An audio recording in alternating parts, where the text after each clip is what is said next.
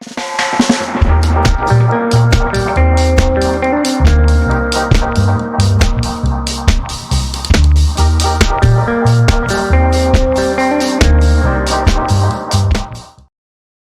gente vai começar, então, com a nossa primeira mesa, que é pensando justamente, né, nesse fenômeno ultraconservador.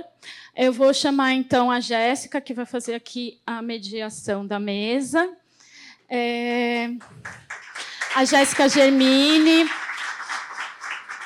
ela é doutoranda na UFABC, e está aqui, né, também como pesquisadora aqui no nosso projeto aqui com gênero e políticas educacionais, contribuiu bastante no levantamento das pesquisas e também no eixo quantitativo, que a gente vai conhecer um pouco mais à tarde.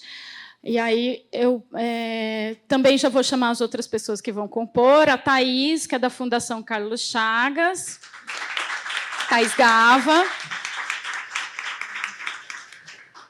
a Suelaine Carneiro, do Guelé 10, Instituto da Mulher Negra, e a Renata Aquino, que é do Professores contra Escolas Sem Partido e também pesquisadora do Observatório Nacional da Violência contra Educadoras e Educadores.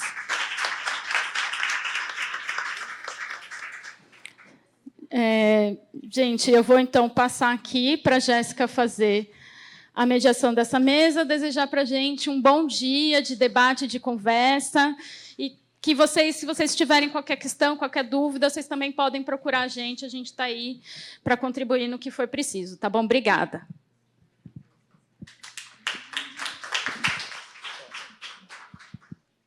Oi, bom dia a todas, todos e todes. Meu nome é Jéssica Germini, sou doutoranda na UFABC, tenho colaborado nessa pesquisa desde o ano passado. Acho que a Babi já brilhantemente fez a contextualização da pesquisa, né?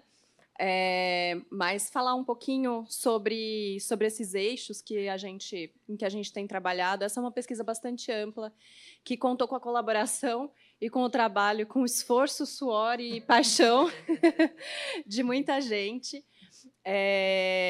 para entender, né, para tentar compreender esse fenômeno do crescimento do ultraconservadorismo. O nome dessa mesa é Ultraconservadorismo, Velhas e Novas Arenas de Luta. Então, eu acho que buscar compreender esse fenômeno é imprescindível para a gente entender o Brasil das últimas décadas, né? Todos esses ataques que nós temos sofrido, como eles vêm se transformando também ao longo do tempo, como os sujeitos e sujeitas que vão sendo vítimas desses ataques vão se transformando também ao longo do tempo, mas também para a gente pensar as nossas resistências, as nossas estratégias de luta, né? Como a gente, enfim, se posiciona em todo esse processo. E os eixos dessa nossa pesquisa, que vão ser apresentados aqui, eu acho que eles dialogam muito bem com essa realidade, eles fazem esse panorama de uma forma bem completa, né? Não vou dar muitos spoilers, mas a Suelaine vai trazer um pouco a compreensão desse fenômeno ultraconservador na educação a partir da perspectiva do gênero e da raça, né? A voz das meninas, a percepção das meninas na educação. A Thaís Gava, com a produção acadêmica e da sociedade civil nos últimos anos, sobre políticas educacionais. E a Renata também sobre os ataques legislativos, né? A pesquisa da Renata, o eixo de pesquisa que a Renata se debruçou foi como isso é percebido nas produções legislativas, né? Que também é algo que vai incidir sobre as políticas educacionais.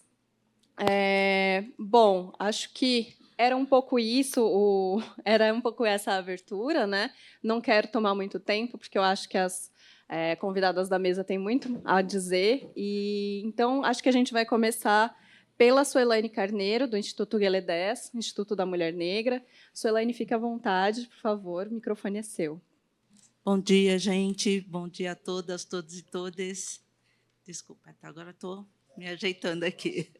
É um prazer estar aqui com as minhas companheiras, né, de mesa, mas também de luta, de desafios, desesperanças e esperanças, né? A gente fica se renovando aqui para se manter, né, confiante nesse tema que a gente sabe que é desafiador e também ele é revelador dos limites da nossa democracia, né? Então, bom dia para vocês, bom dia para a gente, que seja um momento, principalmente, a gente restabelecer articulações e ações para que, de fato, mudanças aconteçam nessa sociedade. Então, eu sou de Guilherme Estudo da Mulher Negra, né, uma ONG feminista de mulheres negras que tem atuado desde 88 em explicitar que essa sociedade é estruturada a partir do racismo e do sexismo, e também temos nos posicionado nos diferentes, né, limitadores de cidadania a partir das suas identidades, né? Então, a gente também tem atuado no enfrentamento da lesbofobia, da homofobia, da bifobia, da identidade de gênero, né, em defesa de orientação sexual, ou seja, um conjunto de violações, né, de cidadania. Eu destaco a questão racial, em particular, de como o conservadorismo tem atuado ou limitado os direitos educacionais da população negra, né? Então, estando no centro do interesse dos conservadores, a educação, ela passa a não realizar tudo aquilo que é seu dever enquanto efetivação da cidadania, da democracia e, principalmente, da defesa de ensinar e aprender sobre igualdade de direitos. Então, esse contexto que a gente tem vivenciado, ele tem aumentado, né, e principalmente dado a liberdade para a intensificação por meio de atitudes, estereótipos, linguagens e também das censuras, principalmente as noções de hierarquias de raça e gênero que marcam a nossa sociedade. Tá? Então, a gente tem reafirmação das incapacidades das meninas, a superioridade dos meninos, a reafirmação de capacidade de estudantes negros, né? E aí a gente tem todos os indicadores de desigualdades educacionais reafirmando isso, né? E também todo um processo, né, de limitação do ensinar e aprender sobre as contribuições de diferentes grupos, mas que reafirmam sempre a hegemonia do grupo racial hegemônico, né? Então, o eurocentrismo ainda continua permanente na nossa grade curricular. Então, o que a gente tem defendido aqui, né, nossos compromissos têm sido, é necessário e é urgente, e não há democracia se você não reafirmar todos os marcadores que conformam as desigualdades, né? Então, é urgente, cada vez mais necessário falar das questões étnico-raciais, sobre renda, orientação sexual, identidade de gênero, sobre os territórios e as potências e as violências nos territórios, também as questões ligadas à idade e às deficiências. Então, o que a gente tem feito, mesmo nesse sentido, é destacar que o racismo, né, no Brasil é sistêmico, perdura desde a formação do Estado brasileiro, e as medidas para combater o preconceito não são suficientes para fazer frente à gravidade da situação. Essa não é uma fala de movimento negro, essa aqui é uma fala da relatora da ONU sobre formas contemporâneas de racismo. Então, cada vez mais está explicitado como o racismo opera na limitação, principalmente no estímulo a violências na sociedade. Então, dentro do relatório, o que a relatora traz ficou extremamente evidente que as pessoas afrodescendentes, indígenas, quilombolas, romani, pertencentes a grupos raciais e étnicos marginalizados, incluindo as questões de deficiência, gênero, status LGBTQIA+, ser pessoa migrante ou refugiada, continua a experimentar formas multifacetadas e interconectadas de racismo sistêmico. Então, esse está no nosso cotidiano enquanto sociedade. E aí, pensar o conservadorismo na educação, a Denise Carreira, há poucos tempos, teve numa audiência para tentar reativar, né, numa articulação que está sendo feita, para reativar o debate de gênero nas políticas educacionais, só que agora eles têm usado, né, o bullying, né? Então, como é que você vai tentando facilitar, né? Abrindo mão do termo gênero. E aí, o trabalho da Denise, ela fez esse longo caminho que a gente tem trilhado para conseguir efetivar os direitos, né? Colocar gênero e sexualidade nas políticas educacionais, olhando para os marcos nacionais, internacionais, tudo aquilo que a gente foi conseguindo, né, a longo prazo e a duras penas, incluir nas gestões progressistas. E o que a gente tem, né, de balanço, aquilo que Denise trouxe também na sua análise, são os limites que sempre foram colocados para as questões de gênero e de raça também. Então, são recuos, interdição, silenciamento, descontinuidade e limitada institucionalização. E quais são as consequências dessa limitada institucionalização na educação?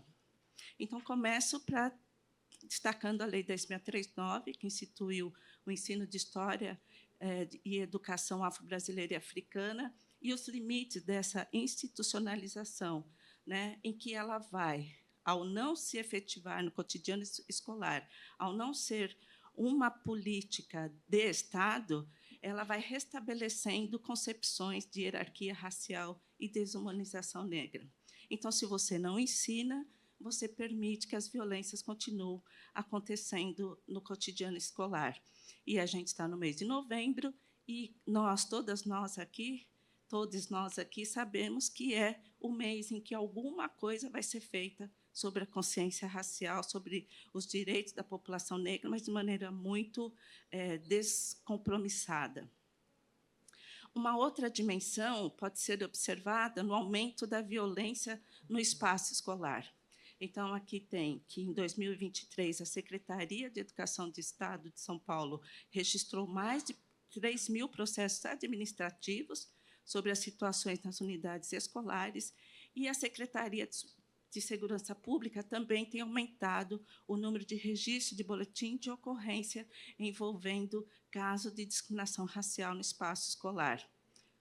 Uma outra dimensão desse processo de descontinuidade, a gente pode se basear naquela gestão do Sérgio Camargo, à frente da Fundação Cultural Palmares, e essa concepção dele, né, que era expurgo de 5.300 obras pautadas pela revolução sexual, pela sexualização de crianças, pela bandidolatria e por um amplo material de estudo das revoluções e das revoluções marxistas e das técnicas de guerrilha, continuam presentes em muita gestão municipal, estadual e os recuos no federal, né? E também o impacto que a extinção das políticas de igualdade racial e de combate ao racismo tiveram ainda a gente sofre os reflexos disso pela maneira ainda muito incipiente que a retomada das secretarias ainda demonstram na administração federal, né? E para explicitar como o racismo religioso ele também está extremamente conectado com o campo conservador, trago esse deputado de Brasília, pastor Daniel, né, do PP, que já diz tudo, que faz uma ação específica contra uma professora, né, dizendo que ela estava cometendo crime, incutindo na cabeça das crianças a religião afro, né?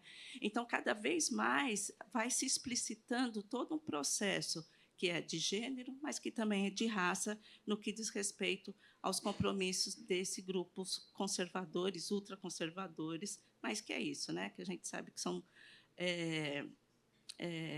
restrição da democracia. E aqui um conjunto, né, de informações sobre censura de livros que destacam, antes de mais nada, a valorização da identidade racial, a valorização da cultura afro-brasileira e, principalmente, explicitam situações de racismo nas suas obras, né? Então, a gente tem Jefferson Tenório, Djamila Ribeiro, Ziraldo, Kilsan de Oliveira, Conceição Evaristo, como obras que colocam em risco o ensinar e o aprender nas escolas, né? E esse posicionamento, essa situação, esse clima de censura foi também motivo de denúncia para a relatora da educação da ONU, né, e que aí ela destaca esses temas que têm sido objeto das ações específicas desses grupos, mas que é coordenada principalmente por associações de pais, grupos religiosos e outros agentes sociais, e aí, sem dúvida, parlamentares e também gestores públicos. Bem, e aí, o que isso tem a ver com o cotidiano escolar? Então, é isso que eu trago, como esse processo todo impacta e limita o ensinar e o aprender, e principalmente a expressão do direito, em particular das meninas. Então, desde 2022, Guelé 10 vem conversando com um grupo de meninas do ensino fundamental 2 e também do ensino médio. O que as meninas negras têm a dizer sobre esse cotidiano e como ele rebate no seu processo de aprendizagem, né? Então, sobre a educação, elas sabem que a educação é importante, mas elas também sabem que aquela educação que está sendo oferecida para elas é impossível, ela não é de qualidade, ela não permite que elas ampliem seus interesses e os seus sonhos, né? Os territórios onde elas habitam trazem um conjunto de desafios para a educação de qualidade, além de que as condições socioeconômicas das suas famílias ainda impactam no cotidiano e na possibilidade, e principalmente a não possibilidade, de dedicação específica para a educação.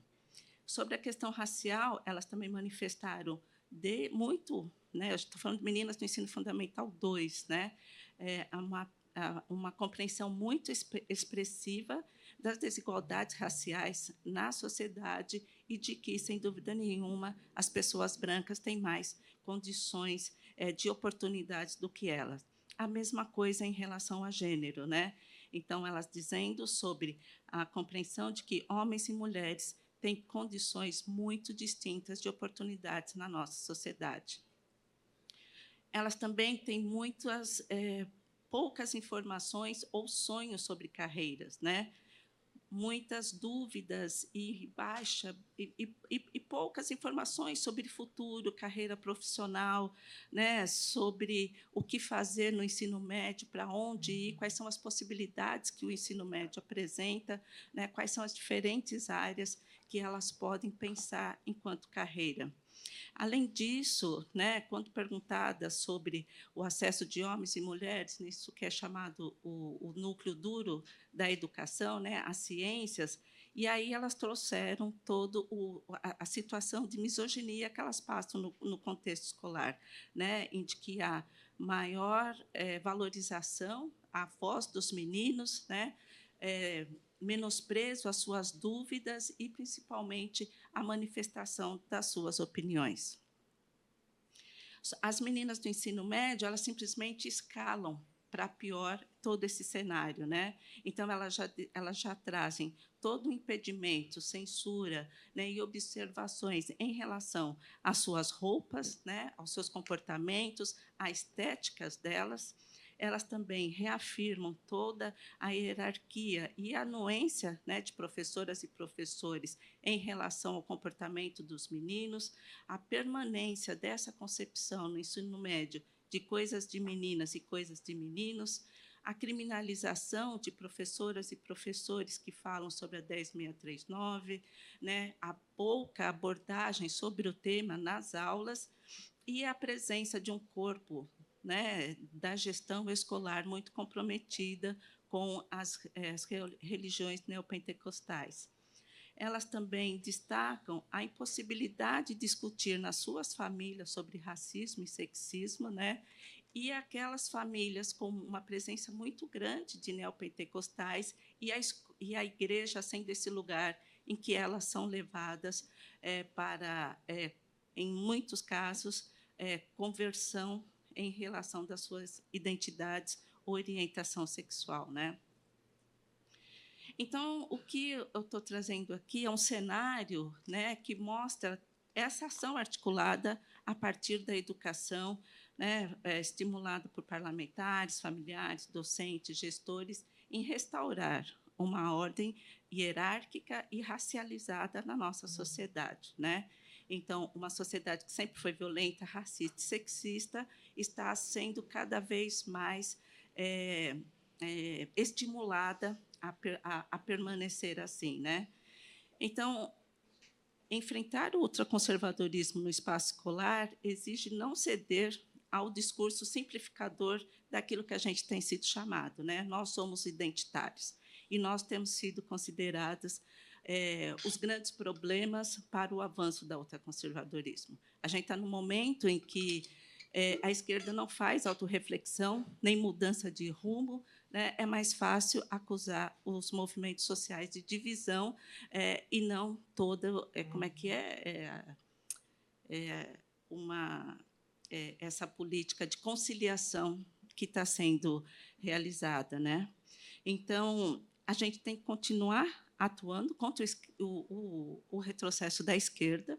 Tenho certeza que a esquerda é o nosso lugar, é onde a gente consegue falar, implementar, avançar, mas uma esquerda covarde também não nos protege, né? Então, a gente tem um grande desafio de pensar estratégias de como avançar, continuar, fazer com que a esquerda vá para a esquerda e como fazer recuar a extrema-direita. É isso, obrigada.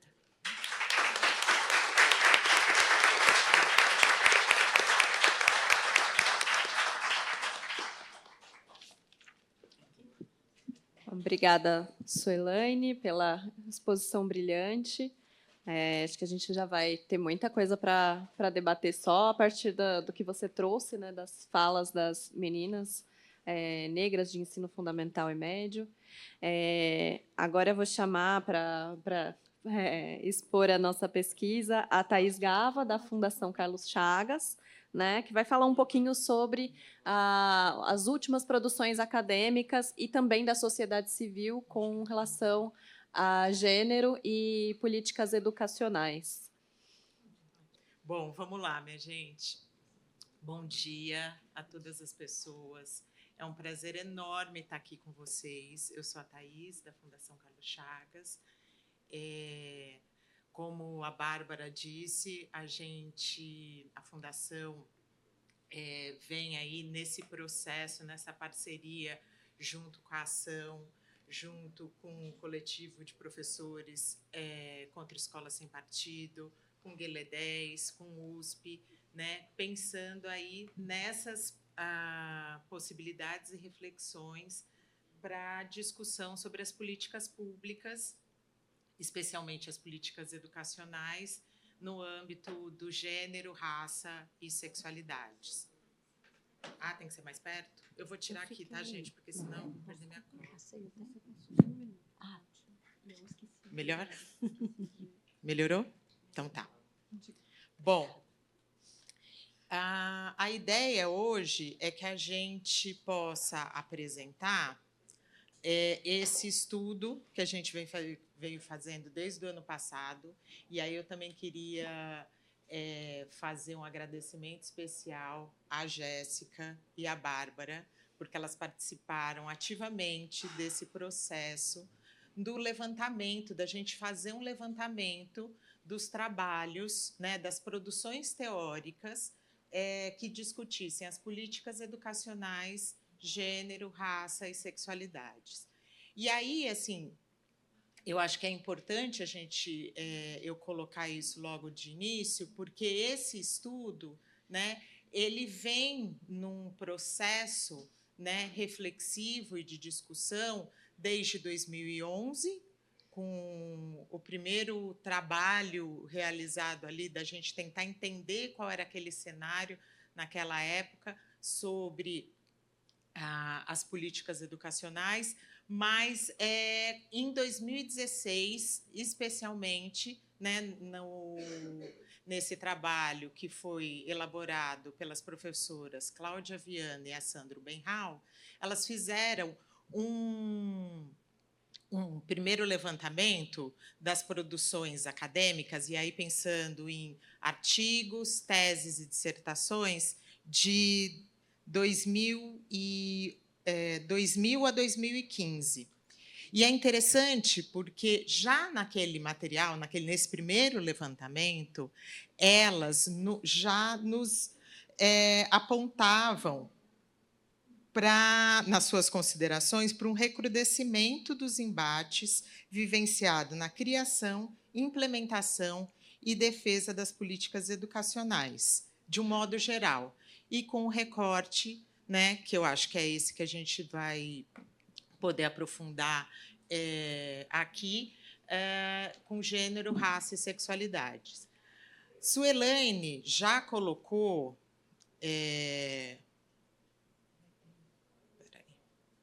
Tem que descer. Vai, né? Isso. Já colocou que a gente vem vivendo momentos de desafios muito significativos, né, das mais diversas ordens. E isso eu acho que é importante de trazer aqui para a discussão, especialmente nesse campo das políticas educacionais. E é possível dizer que esse período foi marcado, né, como Suelaine bem trouxe, com todas essas minúcias, por uma guinada conservadora, mas também, e é esse o ponto que eu quero trazer para a gente poder pensar na discussão, por disputas. E por que eu estou querendo trazer isso? Porque eu acho que esse é um elemento muito importante para a gente mas para a gente aprofundar as nossas discussões, não só teóricas, mas como também estratégias aí de ações políticas, né? Então, para isso, a gente optou, nesse estudo, como eu falei, de pensar nessa continuidade do trabalho realizado nesse primeiro levantamento. Então, a gente fez uma opção por um tempo, né, um período aí para o levantamento de 2015 a 2016.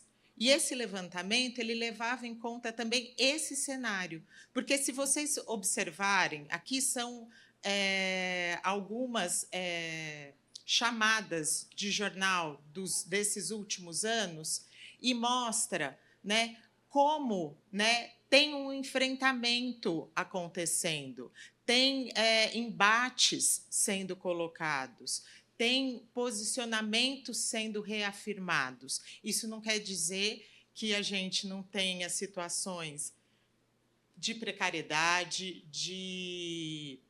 e muitas vezes de violência propriamente dito. Mas o que eu gostaria de trazer é que existe aí uma arena de disputa que a gente precisa discutir um pouco mais. E aí a pesquisa propriamente dita. O que a gente fez? A gente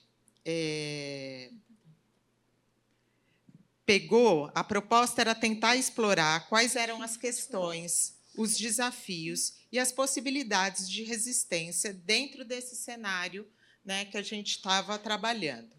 E aí a gente fez uma seleção a partir de dois termos, que seriam os termos guarda-chuva, que é o gênero e políticas educacionais, ou políticas públicas e políticas educacionais, mas também a gente fez uma outra busca dentro desse escopo, que era para poder tentar pegar esse segundo elemento que eu trouxe, que é um elemento, né, de que de 2015 para cá muita coisa aconteceu no nosso país, né?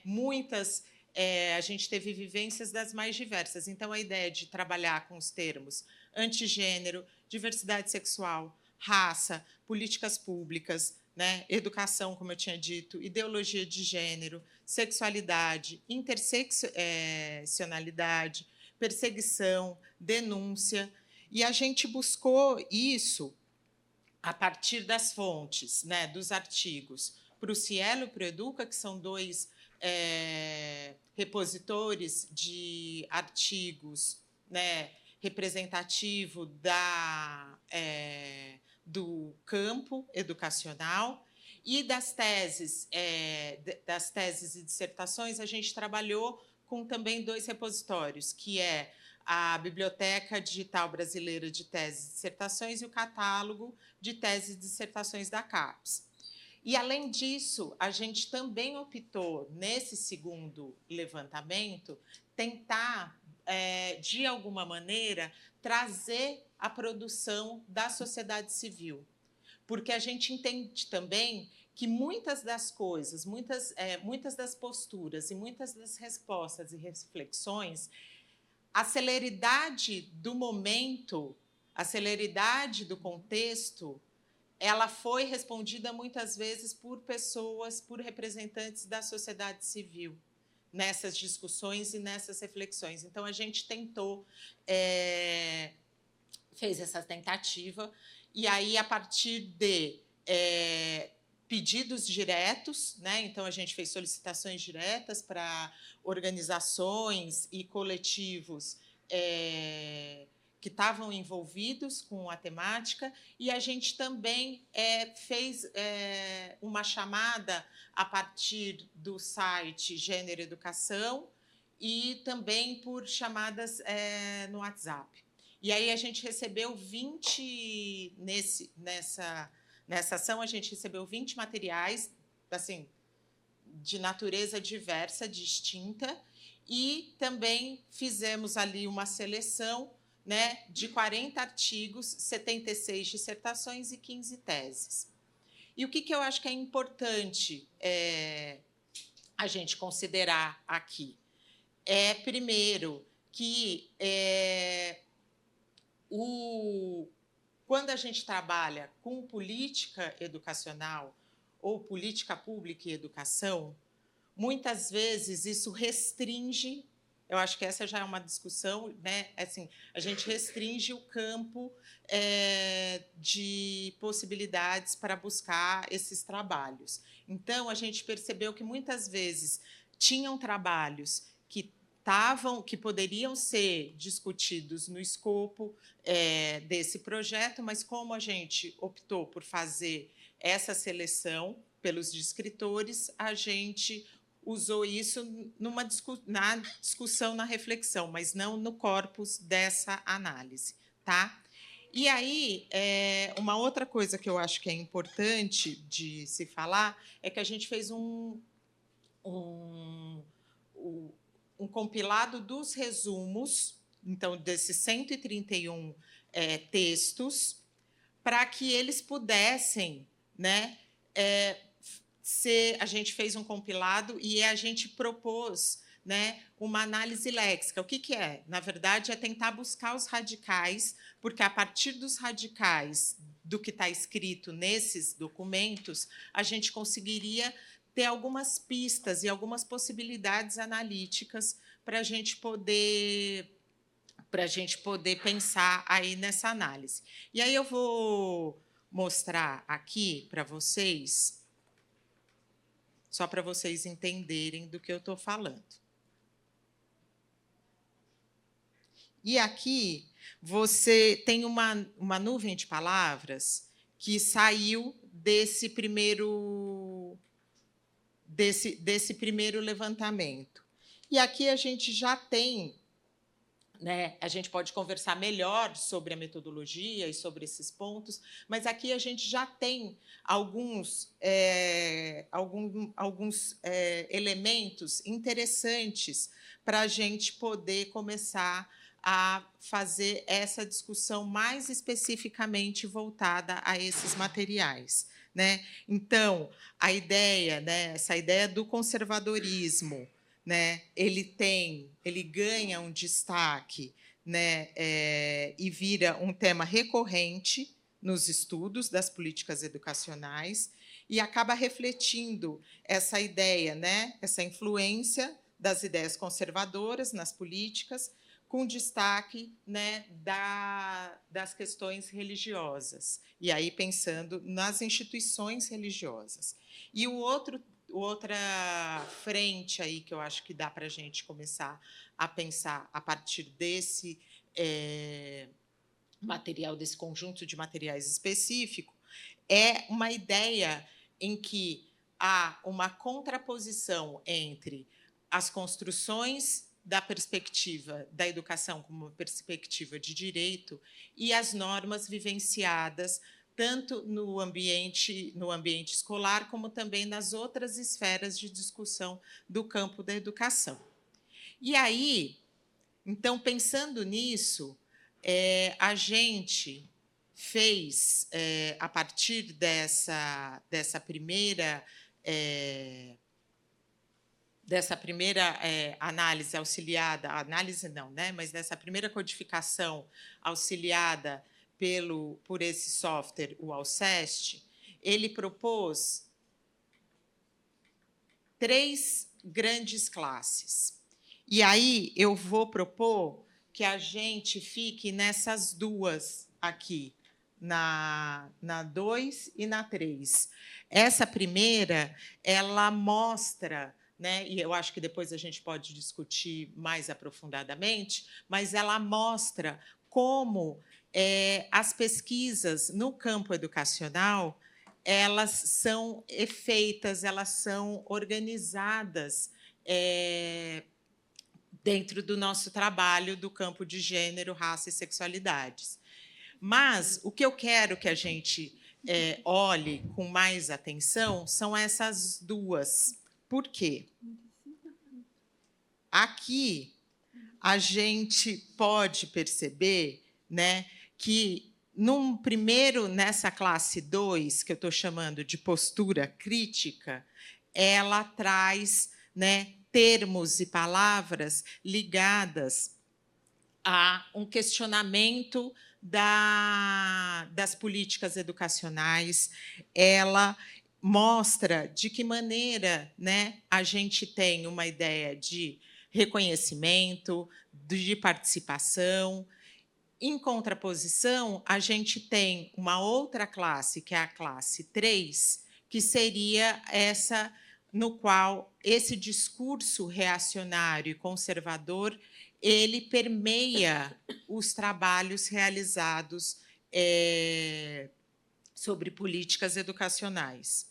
E aí eu trouxe algumas reflexões para a gente poder pensar, que é o seguinte: esse período ele pode ser entendido, né, por trabalhos que buscam compreender e criticar, por meio de uma ampliação teórica, a integração ou não do gênero, e aí leia gênero, raça e sexualidades, no sistema educacional brasileiro. Então, pensando na contextualização histórica de processos e ciclos de política. Simultaneamente, há uma postura crítica em relação às proibições, destacando as consequências mais recentes em documentos norteadores das políticas, com destaque para o Plano Nacional de Educação e a Base Nacional Comum Curricular. Um outro ponto que eu acho que é importante da gente destacar refere-se aos estudos sobre a ampliação dos escopos das políticas educacionais, gênero, raça e sexualidades. Esses elementos refletem uma preocupação comum com a construção de uma educação mais inclusiva e justa, capaz de atender a demanda de todas, todos e todes. Finalmente, é importante a gente destacar o movimento descrito nesses trabalhos mais recentes, que podem, né, falar de um período de ataques intensos a consensos que até então a gente tinha como estabelecidos no campo educacional. Pode-se dizer que essa perspectiva reacionária desafia a educação como um direito ao propor diversos projetos, propostas e discursos que limitam ou proíbem uma abordagem de gênero, raça e sexualidades no ambiente escolar. Contudo, a gente precisa entender que esse processo ele não é visto e vivenciado de uma maneira linear. E isso a gente encontra nos trabalhos, né? Como que, apesar dos ataques, tem um consenso de que, nesses trabalhos, que os movimentos sociais, movimentos e outros coletivos, né? E aí eu destaco movimento feminista, LGBTQIA+, antirracistas, eles buscam não só resistir, como também desafiar essas narrativas conservadoras. E aí eu queria, para já encaminhar,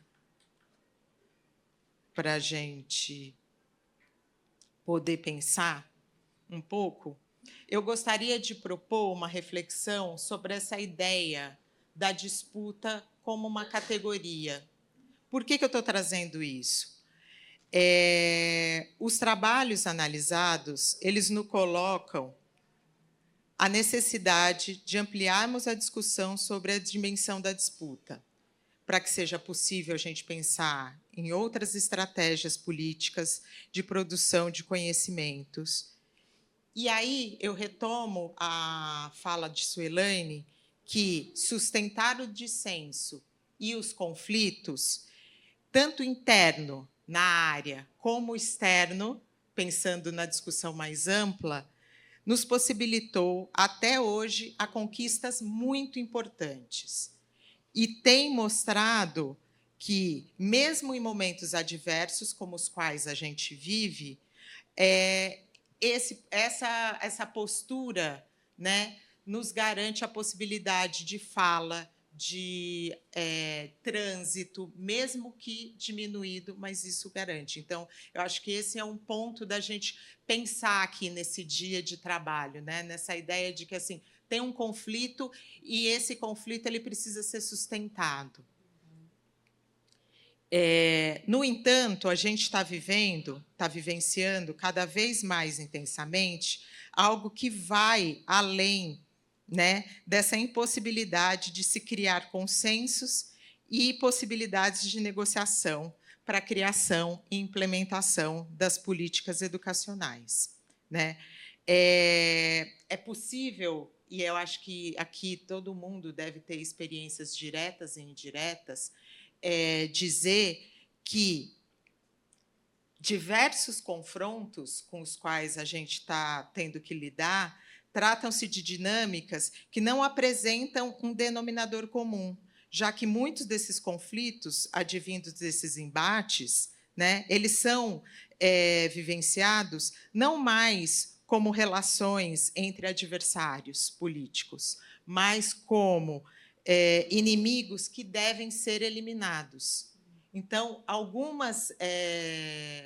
o que eu estou querendo dizer aqui, essa ideia da gente, e aí a gente enquanto sociedade, tá? Mais amplo, a gente achar que com alguns grupos, que a gente vai conseguir negociar e fazer acordo com todos os grupos, isso é uma falácia, porque isso está se mostrando uma situação não só equivocada politicamente, porque a gente está entendendo que, mesmo num governo em que, teoricamente, as discussões e as possibilidades de trabalho elas poderiam ser pensadas de uma maneira mais fluida, o que a gente está vendo é que essa ideia de um consenso, essa ideia de uma possibilidade de costura, muitas vezes colocam pessoas, e aí a gente sabe quem são essas pessoas, porque são pessoas com cor, pessoas com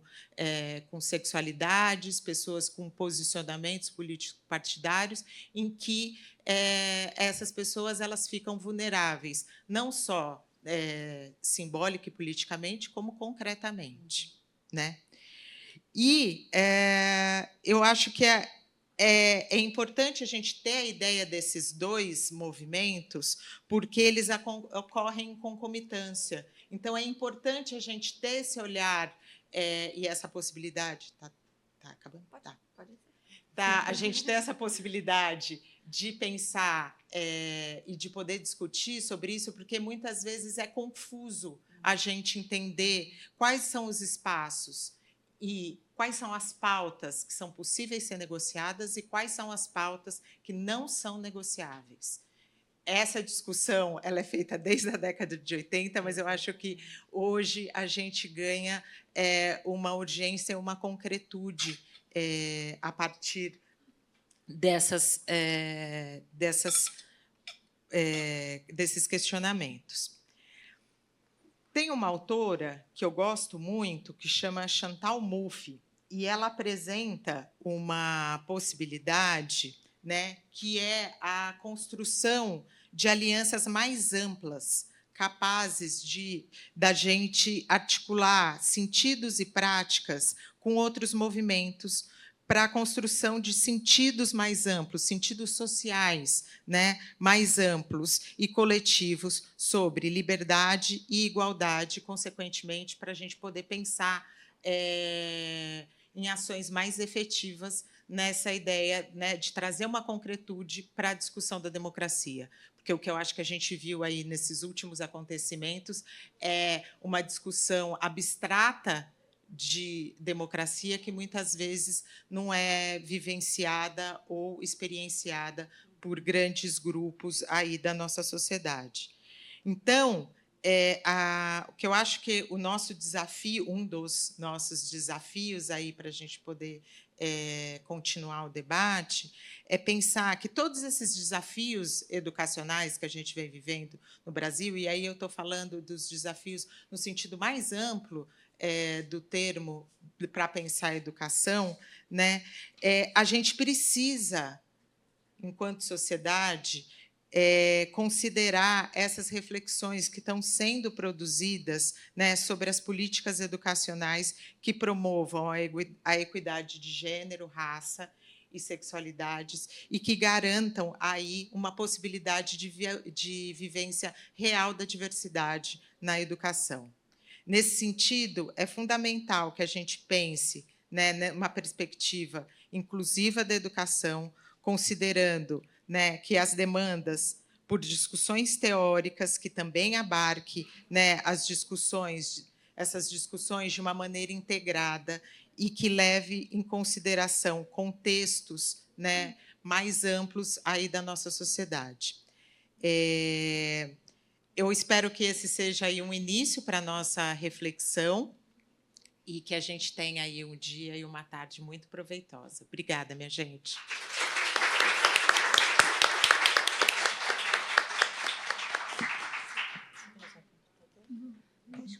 Obrigada, Thaís. Eu só queria destacar um elemento do que a Thaís falou, né, que é a parte que ela diz que a gente parte de uma perspectiva de adversários para uma perspectiva de inimigos que devem ser eliminados, né? E que, no fim, o que a gente está falando é de uma disputa que é irreconciliável, de um projeto e do sentido do que é a educação, né? É isso que a gente se coloca. E, embora essa nossa discussão aqui possa parecer muito abstrata, ela vai se refletir no cotidiano das meninas negras com quem a Suelaine conversou, na possibilidade delas fazerem os projetos delas, projetos de vida, que estão ligados, obviamente, à melhoria das condições de vida materiais suas e de suas famílias, mas também a possibilidade delas sonharem e fazerem projetos, né, e terem essa possibilidade de comandar as vidas como sendo quem são, né? Então, obrigada. Agora, a gente vai ouvir um pouco o eixo de pesquisa com a Renata Aquino sobre as produções legislativas. Bom dia, gente. Prazer ver tanta gente aqui, muita gente que eu conheço, que eu trabalho e que eu admiro. Muito legal estar aqui hoje. Muito obrigada à Ação Educativa por poder fazer parte desse projeto. Eu e a Fernanda Moura, falo o nome da Fernanda aqui hoje também, né, que a gente fez esse trabalho juntas. A gente está muito feliz de fazer parte e de trabalhar com essa galera toda que, de novo, a gente realmente admira muito e ficamos muito felizes de estarmos aqui, né, a Fernanda de coração.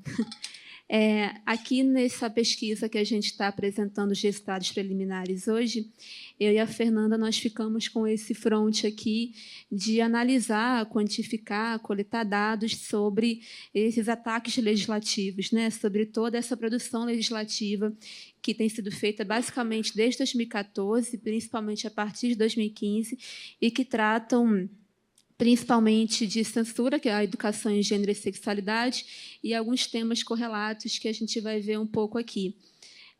Ao longo da minha fala, vocês vão perceber que eu vou acabar falando bastante sobre como que a gente coletou esses dados. Eu vou citar bastante isso, porque é uma questão importante para a gente saber como ler eles também, né? É uma questão bastante sensível na pesquisa que a gente fez. A Babi comentou um pouco na fala de abertura dela, né?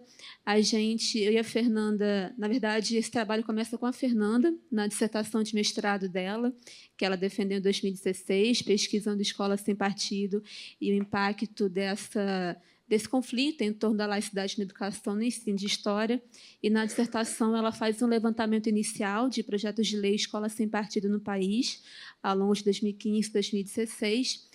Depois, a gente vai fazer esse levantamento ampliado e atualizado para a Frente Nacional Escola Sem Mordaça. E aí tem esse relatório que a gente finaliza em novembro de 2020. E agora a gente está atualizando esse relatório, usando outras técnicas e fazendo um levantamento bastante ampliado, né? Primeira coisa, né, a gente está atualizando os status dos projetos de lei desse levantamento anterior, ver em que pé eles estão, se viraram lei, se foram arquivados, etc., né? E aqui, o que a gente fez agora, né? Eu não sei quem aqui já teve contato com pesquisa de matéria legislativa em algum site do Poder Legislativo, né?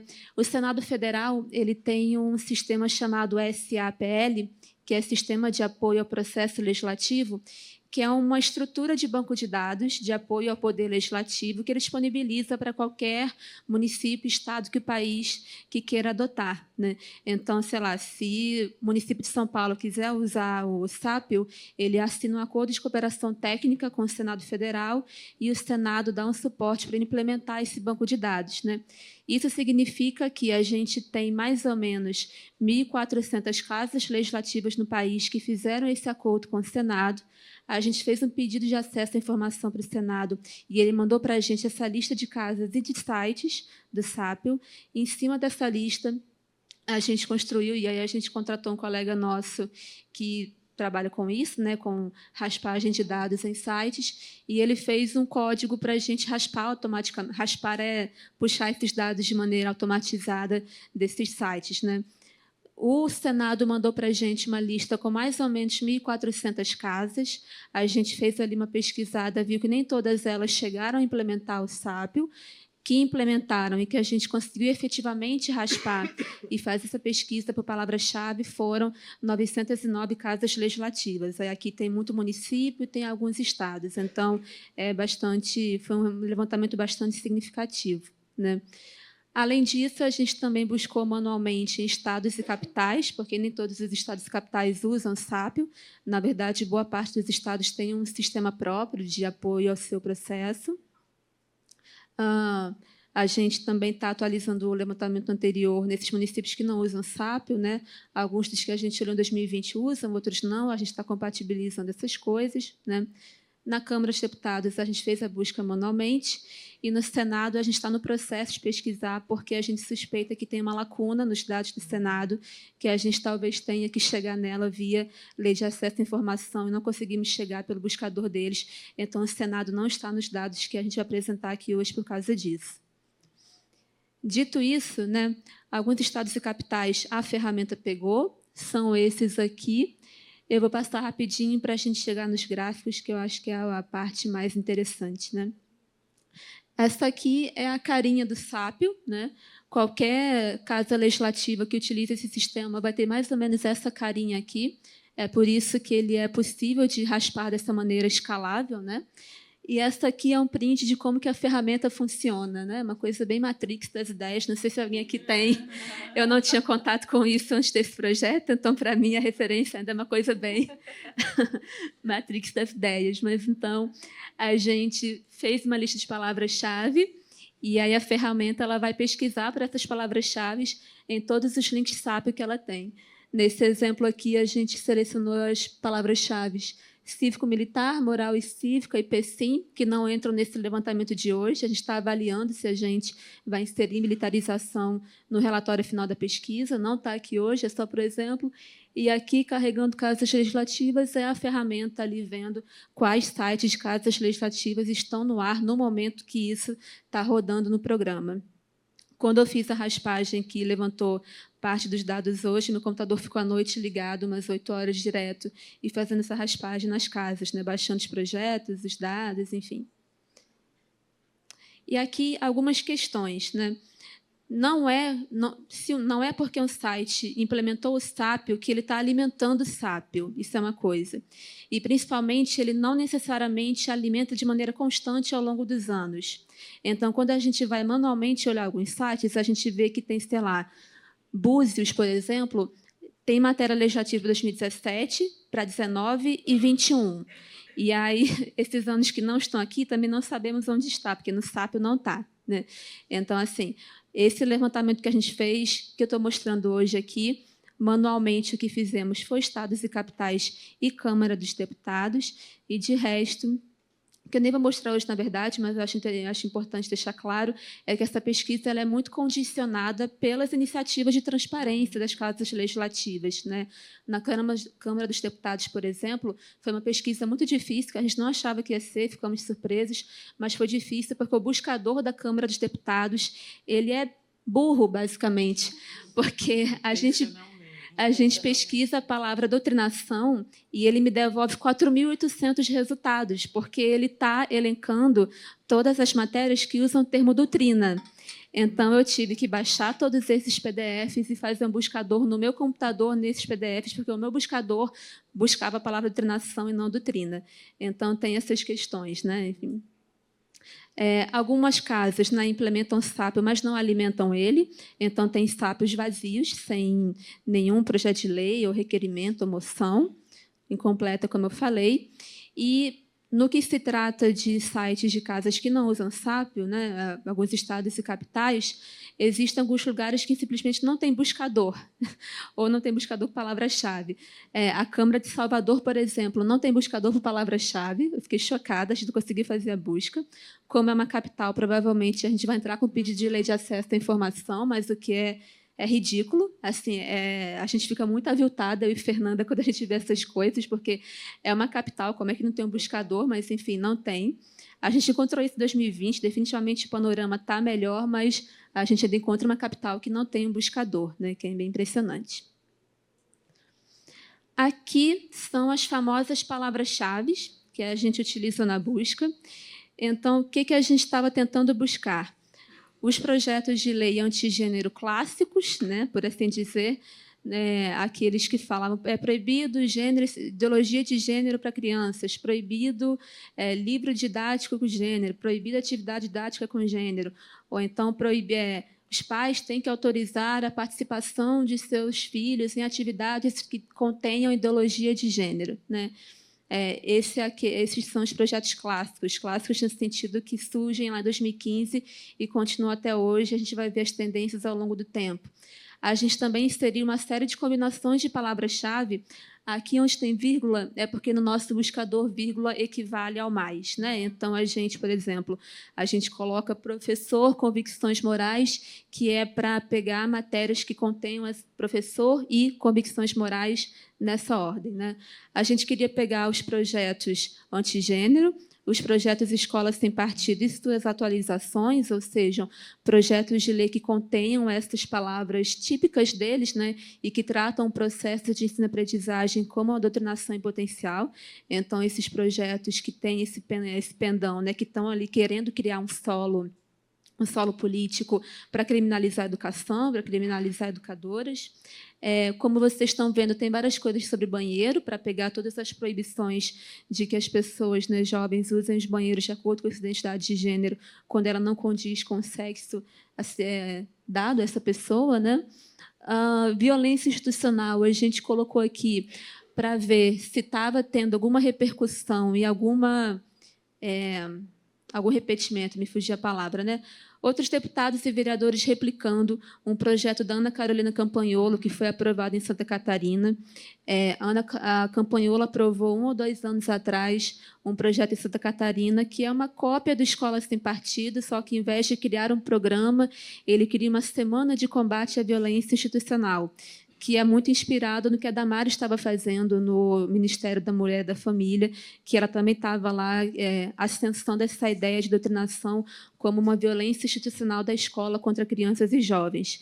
E, de fato, a gente encontrou alguns PLs aqui e acolá que usam violência institucional nesse tipo de uso, né?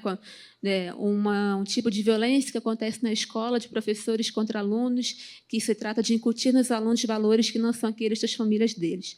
Então, a gente encontrou alguma coisa nesse sentido. Poder de veto, porque surgiram vários projetos que condicionam a participação de crianças em atividades curriculares ou extracurriculares à autorização expressa dos pais, e aí eles usam essa ideia de poder de veto, e, enfim, escola livre também, aquele de Alagoas, né? Em Alagoas, a escola sem partido se chamou Escola Livre, a gente queria ver também se teve alguma repercussão. E tem mais uma página, né? Homeschooling também, a gente encontrou bastante coisa de homeschooling e escola sem partido e erotização precoce também, que é todas as tentativas de subsumir a educação sexual a uma forma de erotização precoce e de violência contra crianças, que geralmente está muito junto com o combate à ideologia de gênero. A Suelane comentou da censura a livros didáticos, e toda a censura, por exemplo, ao livro de Jefferson Tenório, passou por todo um discurso racista e também por um discurso de evitar a sexualização precoce de crianças, né, por causa de alguns diálogos no livro. Aqui são as categorias que a gente está utilizando este ano, né? Comparando com o nosso levantamento anterior de 2020, que em 2020 a gente focou muito em utilizar o Escola Sem Partido, né? O tipo Escola Sem Partido eram projetos que imitavam a Escola Sem Partido utilizando outro nome. O antigênero eu já comentei. Infância Sem Pornografia era um modelo de projeto de lei que um procurador ultraconservador, o Guilherme Shelby, esse cara continua circulando hoje em dia, ele criou esse modelo de projeto, Infância Sem Pornografia, e que foi bastante replicado por aí, né? O que a gente vê esse ano, que a gente está vendo, é o seguinte: tudo aquilo continua com o vocabulário mais ou menos atualizado e com algumas estratégias também atualizadas. Então, por exemplo, uma coisa que cresceu é projetos de lei, matérias, requerimentos, indicações que querem submeter a participação de crianças e jovens em atividades à autorização expressa dos pais. E aí, qual é a justificativa do projeto? Crianças não podem participar de atividades ideológicas sem o consentimento expresso dos pais. Direito dos pais sobre a educação dos filhos, etc. Militarização aparece porque, quando a gente procura por ideologia e ensino, vários requerimentos e projetos, ou, sei lá, um deputado mandando uma coisa que eu não falei, a gente não pegou só projeto de lei. Na Câmara dos Deputados, é só projeto de lei, porque a gente ainda está no processo de análise. Mas, para estados e capitais, a gente pega requerimento, moção, indicação, então é realmente produção legislativa, não é só projeto de lei. Aqui, como eu ia dizendo, militarização, por exemplo, a gente tem vários requerimentos de deputados. O governador, implemente uma escola cívico-militar no município de tal lugar para lidar com a questão do ensino ideológico na cidade de tal. Então, por causa dessas palavras-chave que a gente definiu, a gente pega algumas coisas sobre militarização, por exemplo, e que mostram, né, essa continuidade entre o Escola Sem Partido, entre a ideia de que a doutrinação está sistemática no ensino e como que ela se desdobra e gera militarização, né?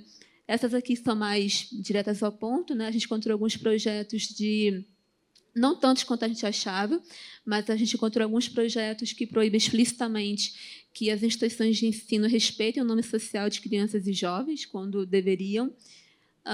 E controle dos pais são esses projetos que tentam obrigar a autorização dos pais para que os alunos participem de atividades. Uma coisa muito importante das categorias tem projetos que entram em basicamente todas as categorias, né? Então, as categorias têm um limite bastante significativo. Assim, a rigor, nenhum projeto deveria estar numa categoria só. O que a gente fez para conseguir colocar isso em gráficos e visualizar as tendências é encaixar forças, projetos numa categoria só, e aí tem muito de leitura manual, nossa, né? Foi leitura manual, na categorização foi leitura nossa lendo a ementa, quando era o caso, abriu o projeto e ver a justificativa. Não, tá, esse projeto aqui ele fala de ideologia, ele fala de doutrinação, mas o foco dele é antigênero. Então, ele vai entrar na categoria antigênero. Mas, se a gente pudesse ser mais expansivo, tem projetos que entrariam, sei lá, em mais 5. Então, isso é uma coisa para a gente levar em conta, né? Elas não se excluem, né? O que o homeschooling, basicamente, está sempre trabalhando com a ideia de ensino ideologizado, o antigênero também, né? Então, é importante a gente ter essas questões em mente. Aqui, uma coisa que a gente vai comentar e vai ver nos gráficos, né? Em 2020, tem aquelas decisões super importantes do STF, né? Que garantem a liberdade de ensinar dos professores, a liberdade de aprender dos estudantes, derrubam o Escola Livre em Alagoas, derrubam uma série de leis antigênero que foram aprovadas país afora. E, a partir de 2020, a gente vê uma certa mudança no vocabulário e no tipo de matéria que é apresentado, né? Isso, junto com o início daquele pânico moral contra direitos de pessoas trans, são elementos que vão dar muito o tom, né, de quais vão ser as tendências nas matérias que a gente coletou, né? Aqui alguns exemplos desse pânico, né, contrário aos direitos das pessoas trans. Nicolas Ferreira é uma pessoa muito destacada nisso, né? Aqui é um levantamento que a gente se inspirou bastante para pensar algumas coisas, dessa jornalista da Folha, Dani Avelar. Aqui a Dani ela fala do que é essa agenda antitrans no Brasil, né?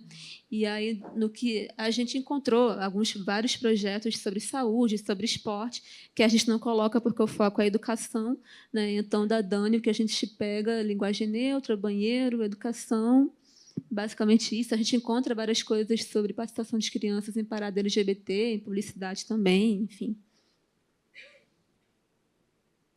Essa questão da apresentação dos projetos de lei, acho que é interessante a gente falar, né? Ela parece ser tanto uma estratégia coordenada, uma estratégia combinada, mas também uma ação distribuída, né? O que eu quero dizer quando eu falo de uma ação distribuída?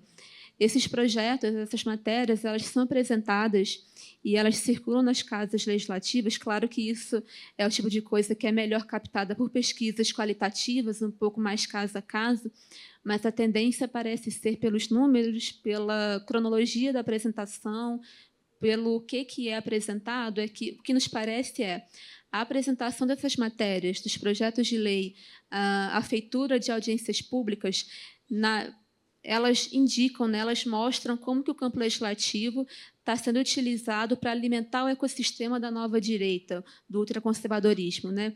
O que a gente está vendo aqui nesses projetos, a gente está entendendo como que se mobiliza a nova direita, quais são as tendências nesse campo, entender um pouco como é que é a forma de organização deles.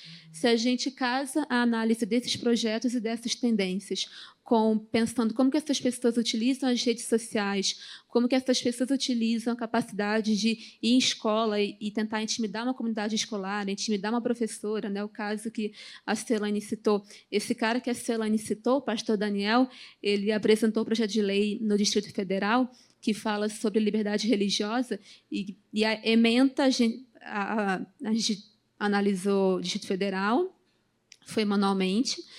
Esse foi o que fiz, por isso que eu lembro. E aí eu busquei por doutrinação, por ideologia, e aí apareceu esse PL.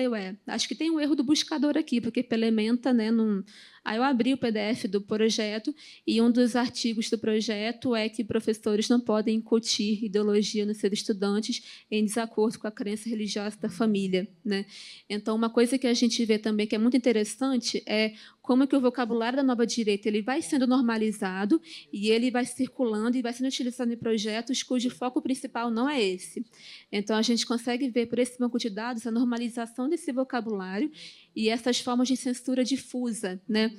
A gente quer discutir mais com o grupo antes de colocar no relatório, mas a gente está vendo essa tendência de todo o linguajar, toda essa visão de mundo, portanto, da nova direita, com relação ao que faz uma professora em sala de aula, ao que professores podem ou não falar, o que alunas podem ou não fazer, entrando em outros projetos que não são tanto os mais caricatos e os mais específicos e clássicos desse momento, quando essa onda surgiu no Brasil, né? Agora, os gráficos. Talvez fique um pouco difícil de ver a diferença das cores, porque aqui no projetor está um pouco chapado, mas eu acho que dá para pegar a ideia, né? Esse gráfico aqui ele é da Câmara dos Deputados, portanto, ele fala somente dos projetos de lei, não estão incluídos aqui moção, requerimento, emenda, etc. Na Câmara dos Deputados, a tipologia foi aquela ali. 5. Na Câmara dos Deputados, as categorias são aquelas ali que estão na legenda lá em cima. São algumas a menos do que aquelas categorias dos estados e municípios, porque os estados e municípios eles têm essa característica de serem um pouco mais criativos, né? Então, a coisa é mais diversa, a gente precisou de mais categorias. Aqui na Câmara dos Deputados, o que a gente tem são os projetos antigênero, homeschooling, né, ensino domiciliar, ideologização do ensino. Ideologização do ensino, como a gente está chamando esses projetos estilo escola sem partido, e que usam esse linguajar para restringir doutrinação ideológica, né? E que são mais focados nesse vocabulário. Quando o projeto ia mais para o lado de proibir ideologia de gênero, a gente categorizou como antigênero. Quando ele ia mais para o lado de não pode falar de ideologia político-partidária, nananã, a gente colocou ideologização do ensino, né? Proibição de banheiro, proibição de educação sexual, linguagem neutra, enfim. Uma coisa que nós ficamos muito surpresas e que a gente ainda precisa analisar melhor é como que 2022 é um ano com pouca coisa, inclusive nos estados e municípios. É uma tendência que se repete, e que se repete pelo menos em Rio e São Paulo também. É uma coisa para a gente pensar junto. Essa 2019, né, esse verde maior, a ideologização do ensino, é bem interessante ver como que, depois das decisões do STF, o vocabulário sobre ideologização do ensino vai mudando um pouco, doutrinação aparece menos do que a gente achava que apareceria, então, eles não usam toda a doutrinação. O nosso palpite é que escola sem partido de doutrinação ficou com a pecha de perdeu para a STF, então eles tentam utilizar outra coisa, embora ainda tenham figuras fortes nesse campo que utilizam doutrinação, como o Gustavo Gayer, mas eu acho que esse campo eles estão aí se achando, né, vendo o que cola, né, em que eles tensionam com a STF, o que não tensionam, então acho que isso explica alguma coisa. Aqui são os projetos na Câmara dos Deputados por fases de tramitação, e aí o mais relevante é que a maioria continua tramitando em conjunto, né? E, inclusive, esse ano teve algumas movimentações nessas árvores já pensadas na Câmara dos Deputados, que a gente não sabe muito bem por onde está indo. Aqui é o número de projetos de lei por partido, e aqui, de maneira esperada, né? PSL e PL bastante à frente de todos os outros. E aqui é a distribuição de matérias legislativas por categoria. E aqui a gente entra no estados, capitais e Distrito Federal. Aí aqui tem tanto pesquisa manual quanto pesquisa pela ferramenta, né? Eu estou destacando isso porque, como eu falei, aqui a gente tem que ler isso levando em conta todas aquelas questões da coleta de dados que eu falei, né? Então, a gente vê aí que a categoria mais apresentada é a ideologização do ensino. Linguagem neutra claramente teve esse pico de pânico moral em 2023, se não me engano. Ou é 21, a gente vai ver à frente. Aqui, acho que vai estar difícil de ver também pela cor e pelos números, é porque eu quis colocar o total aqui, né? Esse gráfico é a distribuição de matérias legislativas, matérias porque não é só projeto de lei, então tem requerimento, tem moção e etc., por estado, aqui embaixo, e por categoria, né? Eu estou indo rápido, gente, porque eu já estourei o tempo. Desculpa, Jéssica. Esse aqui é um mapa muito legal. Isso aqui é um gráfico que é um gráfico estilo mapa de calor, né? Então, onde está mais escuro é porque o valor é mais intenso, né? Aqui é matéria legislativa por estado e por ano. Estado ali na vertical e ano aqui na nossa horizontal. E a gente vê que 2023 e 2021 foram anos bem quentes. E a gente vê como que São Paulo é um estado presente. Mas uma coisa que chamou a atenção minha e da Fernanda é que alguns estados do Nordeste também apareceram bastante, eles apareceram pouco em 2020, apareceram mais no levantamento desse ano, isso é uma diferença que a gente achou importante também. Aqui é por categoria e por ano, para a gente ver o que foi apresentado, e aí o que eu falei de linguagem neutra é aqui, ó, foi 2021, que teve 34 projetos de proibição de linguagem neutra em 2021, e todos eles muito próximos. Então, foi no momento que estourou o pânico e a coisa toda, como que eles apresentam, né, ao mesmo tempo. Aqui é por categoria do projeto e fase de tramitação, se está aprovado, arquivado, virou lei, enfim. Tem algumas coisas em vigor, que é aquele vermelho, mas, como a gente vê, a maioria é esse verdinho meio abacate, né, que é em tramitação.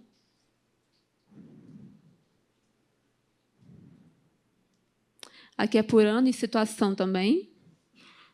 Vou passar aqui só para a gente ver o de São Paulo.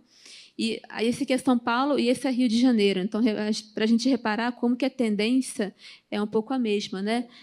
Alta em 2021, aí abaixa em 22, aumenta 23, e 24 está parecido com 2022, isso é São Paulo, e Rio de Janeiro, razoavelmente parecido, 24 diferente, né? Bem menos. Desculpa passar correndo, gente, nesse monte de coisa. É que eu achava importante explicar a coleta de dados e a gente tem algum tempo para olhar os gráficos. Eu posso mostrar de novo no debate. A gente também, enfim, aberta aí para dúvidas, que eu sei que foi muita informação. É isso, gente. Obrigada.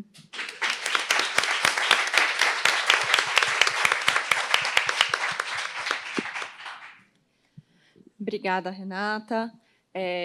Bom, acho que foi um pouquinho corrido mesmo, porque acho que, se deixar, a gente poderia falar o dia inteiro sobre essa pesquisa, que eu tive a honra de ver os meus colegas participarem, de participar também. Para a gente que está trabalhando nisso há mais de um ano, é muito difícil falar só 15 minutos, né? Eu que participei de outro eixo também, estou me segurando aqui para não falar nada, para não estragar a apresentação da Liliane, que vai ser na mesa 2 de hoje. Mas, enfim, vamos abrir, então, para o debate. Agora são 11h14, a gente tem até meio-dia, então acho que daria para fazer uns blocos de 5? Blocos de 5. A gente vai... quem quiser se inscrever, pode ir levantando a mão, que a gente vai.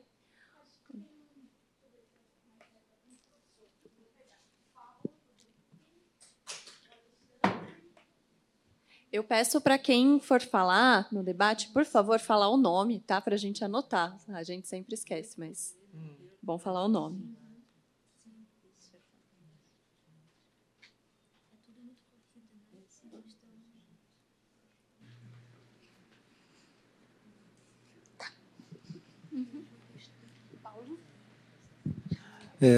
Bom dia a todas, todos e todos. Paulo Mariante, sou da BGLT. Parabenizar pelas apresentações. Eu queria, acho que todas as falas nos remetem a um período que a gente viveu ali entre 2015 e 2016, na discussão dos planos. E quando a Solane falava de uma esquerda covarde, é impossível não lembrar o que aconteceu. Então, fico me perguntando, né, e que tomara que a gente hoje consiga aprofundar isso, como a gente constrói uma estratégia mesmo para reduzir um pouco a covardia aí principalmente de companheiros, né? Que a gente está vendo, inclusive, o que está acontecendo. Também achei ótimo a Solane ter falado dessa questão dos identitários. Até a querida companheira Marlena Chauí está sendo utilizada, né? Utilizada, porque é também má fé, mas, infelizmente, já tem um monte de gente divulgando um pedaço de um vídeo como se a questão identitária fosse a grande responsável pela derrota da esquerda. É muito ruim. Então, o que eu queria colocar aqui acho que, para nós, né, do movimento LGBT, essa necessidade de somar, e essa ideia da estratégia, o quanto a gente tenha realmente um esforço para construir os enfrentamentos contra os inimigos, e são inimigos, porque quem quer a nossa morte é inimigo, não dá. Pena que tem gente que tem ilusão que dá para negociar, e dá até para entregar ministério para eles, né? Mas como é que a gente pode, de fato, apontar para alguns momentos de plataformas mais unificadas de ação, e plataformas para mobilização? Porque isso que me parece que é fundamental. É muito legal ter 2, 3 milhões de pessoas na Avenida Paulista, na parada, mas a questão é o que a gente coloca aí. E para produzir essa mobilização, algo que, de fato, dialogue com todos esses campos, que envolve a questão do racismo, machismo, LGBTfobia e todas as outras opressões. Então, queria colocar essa preocupação, que eu acho que tem que ser central, ainda mais que agora a tendência, passadas as eleições, é que a gente vai se voltar mais a alguns desses debates, e, obviamente, com o peso das eleições em cima. Tem gente que não quer olhar para nós, olhou para a gente, sai correndo, porque nós tiramos votos, né? Então, queria colocar essa ponderação para vocês comentarem um pouco sobre esse desafio de uma articulação maior entre os movimentos, para que a gente dê conta desse enfrentamento num período que, no meu ponto de vista, só para vai ser difícil por um bom tempo, pela maré que a gente está vendo, não é um problema de 1 a 2 eleições. Eu acho que no Brasil a gente identifica isso aí antes de 2010, a gente viu isso no segundo turno de 2010, e a gente está vendo que isso aí só piora. É isso.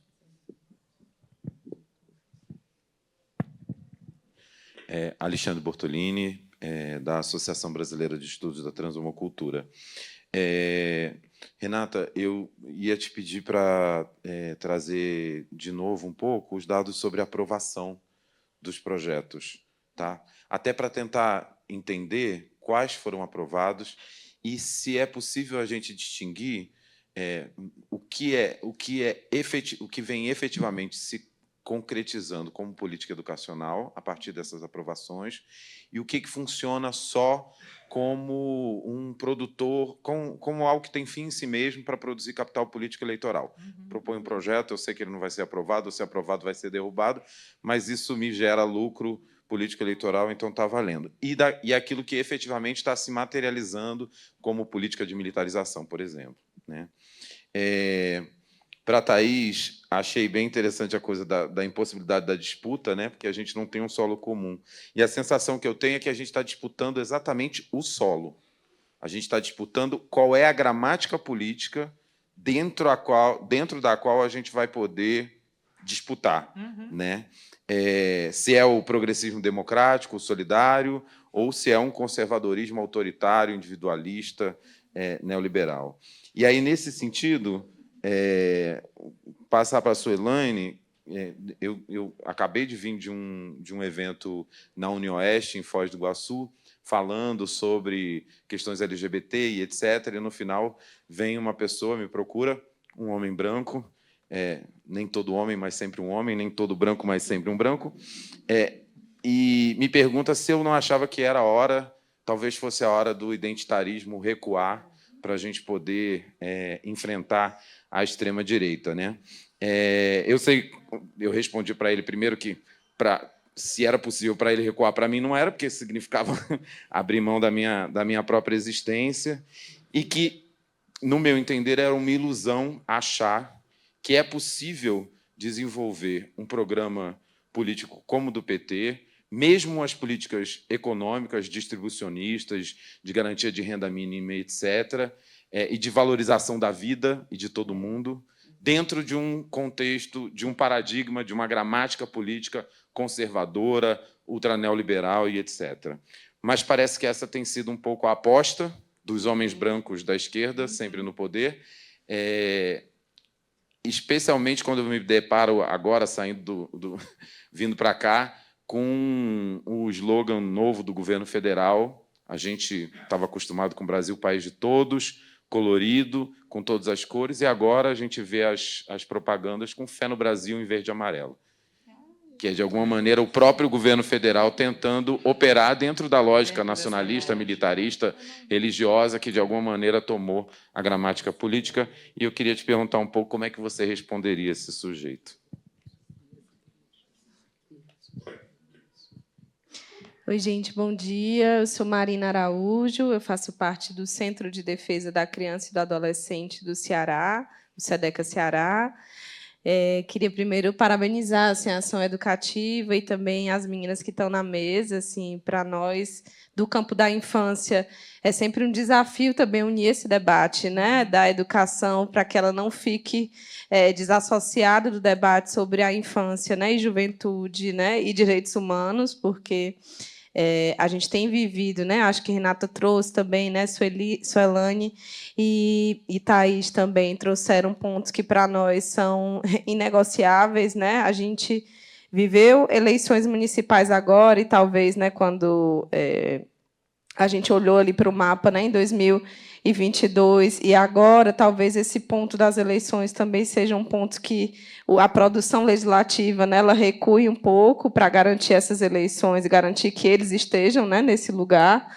E eu fico pensando se isso também não foi um elemento, né, de baixa da produção legislativa, né, e de tramitação também. Mas o que eu queria falar mesmo, né, era de como é que a gente consegue também olhar para os processos dos planos de educação, né? A gente viveu o crescimento do Escola Sem Partido no momento de criação do novo plano lá em 2014, né? Então a gente enfrentou isso na base, né, municipal, estadual e depois no âmbito federal. E agora, em janeiro de 2024, a gente teve a Conferência Nacional, a CONAI, para aprovar, né, o texto base do plano novo, né, de educação, o novo plano decenal. E a gente teve todo um ataque, né, também, porque o projeto de lei que foi enviado, né, retirou toda e qualquer possibilidade de menção de gênero no plano de educação. E agora a gente vai viver o que a gente viveu em 2014, porque a gente vai produzir também os textos, tanto em âmbito municipal como também estadual. E queria também refletir um pouco sobre isso, né? Como é que a gente também se organiza nesse processo de não esperar, né, esses ataques virem também, né, no âmbito municipal e estadual, mas que a gente também garanta essa organização nossa e formas, né, de luta também desse processo de produção de novas leis, né, para os próximos 10 anos. E, para finalizar também, falar da importância que as infâncias também e juventude serem visibilizadas nesse processo, né? A gente teve uma produção junto com a ação educativa que foi de incluir a pauta do sistema socioeducativo. É a primeira vez que um plano de educação vai mencionar pessoas privadas de liberdade e a nossa questão, né, que é a invisibilidade desse público, né, no âmbito do direito à educação. Então, também falar o quanto que as meninas, né, e a população LGBT que está privada de liberdade hoje, sobretudo negras e negros que estão encarcerados, são 70%, 80% da população adolescente que está hoje, né, no sistema socioeducativo. E agradecer essa pesquisa e acho que a gente pode também se disponibilizar para replicar essa apresentação também nos estados, né? Que eu acho que a gente traz daqui também uma tarefa de não ficar só essa produção, né, que é muito qualitativa, que a gente consiga também reverberar como formas de luta também de monitoramento e controle social nos nossos estados, né? E dizer que a gente pode combinar de apresentar no Ceará também.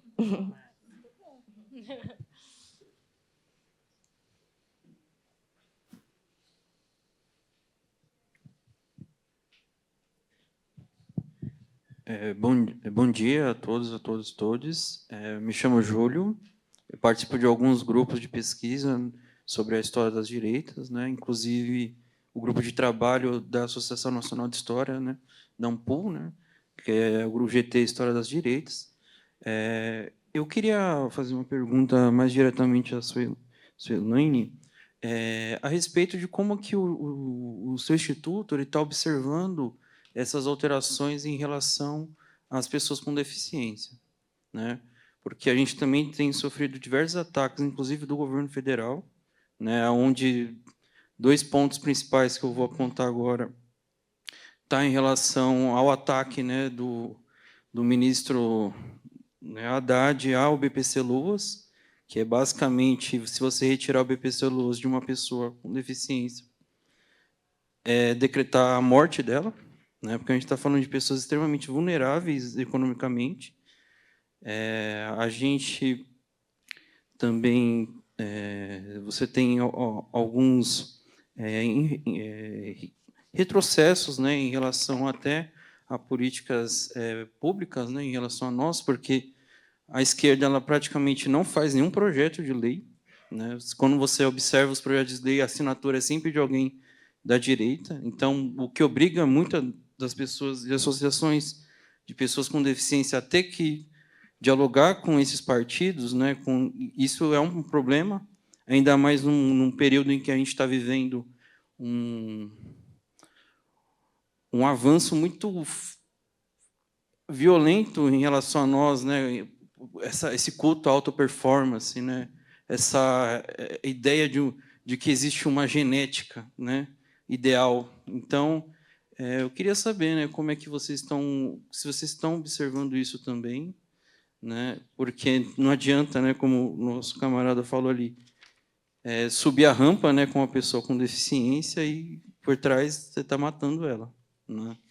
Então, outro para, acho que a mesa como um todo, como vocês estão observando, se vocês conseguem identificar dados a respeito do capacitismo, né, dentro das escolas, né? Porque ela também, o capacitismo ele é muito colocado, muito vinculado ao bullying também, né? E se acaba tirando isso como um marcador, né? E isso vem crescendo muito com o avanço, né, da extrema-direita no país, né? Eu diria que já a base de 2012, né? Antes mesmo do junho de 2013 e tal. Obrigado.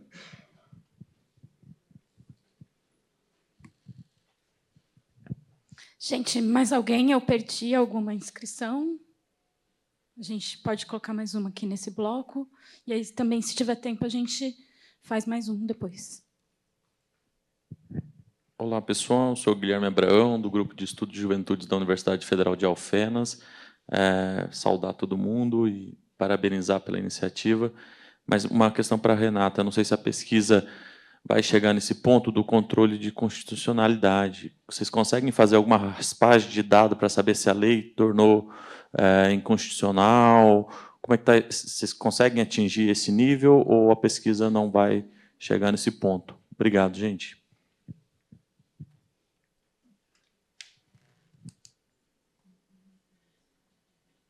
Vocês querem inverter a ordem de resposta? Começa pela Renata, depois Thaís, depois Suelaine, pode ser? Obrigada pelas perguntas, gente.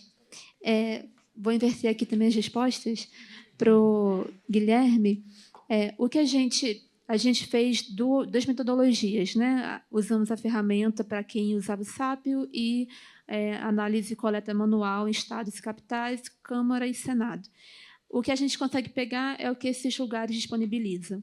Então, assim, o Sápio, não vi nenhum que disponibilizasse derrubada pelo STF, derrubada pelo TJ de tal lugar. O Sápio, via de regra, ele é um pouco mal alimentado. Assim, geralmente colocam nele o mínimo, tipo número da lei, autor, partido, raramente colocam, ementa, disponibiliza o PDF, às vezes o PDF nem está terceirizado. Então, assim, em termos de raspagem automática, o Sápio não alimenta isso, então a gente não tem como pegar esse dado.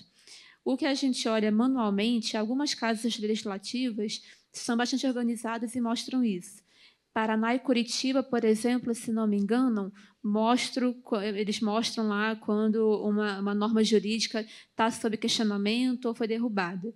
E aí a gente vê, que a gente pega manualmente, a gente pode colocar esse dado ali. Inclusive, por exemplo, estou consultando aqui meu gráfico de estados, capitais, tem uma categoria que é inconstitucional. Então, alguma casa que a gente pegou indicava alguém no estado foi derrubado e a pessoa voltou no sistema e alimentou aquele dado e a gente consegue pegar ele. Então, assim, mas isso é raro. 2020, esse ano, é uma coisa rara. Poucas casas legislativas têm esse cuidado de voltar lá e dizer quando uma lei foi derrubada e tal, enfim. A Marina Araújo, né, queria comentar essa coisa dos planos de educação, não exatamente para o futuro, né, mas eu ia até comentar durante a fala, nos parece que a tramitação dos planos de educação, em termos de estados e municípios, a gente não pegou tanto, provavelmente porque os sistemas não têm o acervo daquela época.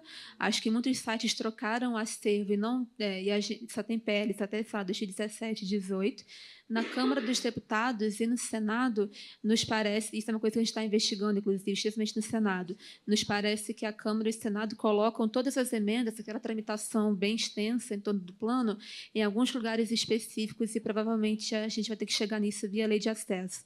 Não pegamos agora, então é por isso que os dados de plano de educação só de um outro lugar que aparecem aqui, aquelas emendas e tal, mas é muito pouca coisa, o que indica que os bancos de dados consultados não têm um acervo que vão tão longe no tempo. Assim.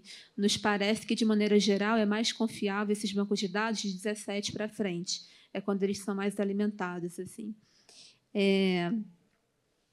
Eu queria comentar, Alexandre, a sua pergunta, que não foi para mim, mas é porque isso é uma coisa que eu também queria ter comentado na fala, né? Todas essas críticas sobre o identitarismo, primeiro que é uma certa desonestidade intelectual, porque todo movimento político é um movimento identitário, né? Enfim, uma das dificuldades do PT agora é que as pessoas não se identificam mais como trabalhadoras, né? Tem gente, inclusive, que se a gente chama de trabalhador, fica ofendido, porque não, eu sou empreendedor, é uma pessoa que se identifica mais com Pablo Marçal do que com um trabalhador clássico, típico, seja lá o que for que é isso hoje em dia, né? Enfim, a categoria trabalhador está em crise. Então, é realmente difícil. Acho que uma coisa para a gente pensar é como que tudo isso que a gente faz aqui, essa pesquisa que é feita com fins de atuação política direta, de alimentar o nosso campo, como que é importante a gente alimentar o nosso campo, alimentar não é bem a palavra, mas a trabalhar o nosso campo, né?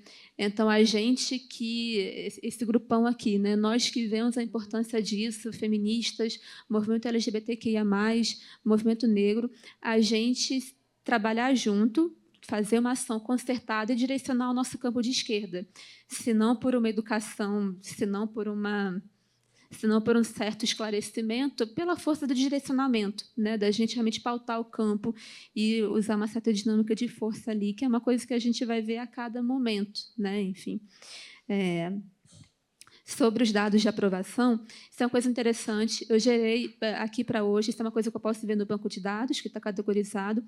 Eu não trouxe gráfico especificamente sobre isso, mas é uma coisa que dá para a gente ver quais são os projetos que foram aprovados. Em 2020, quando a gente fez, aí, Fernanda, esse levantamento a primeira vez de maneira ampla, os projetos mais aprovados eram os antigênero, né?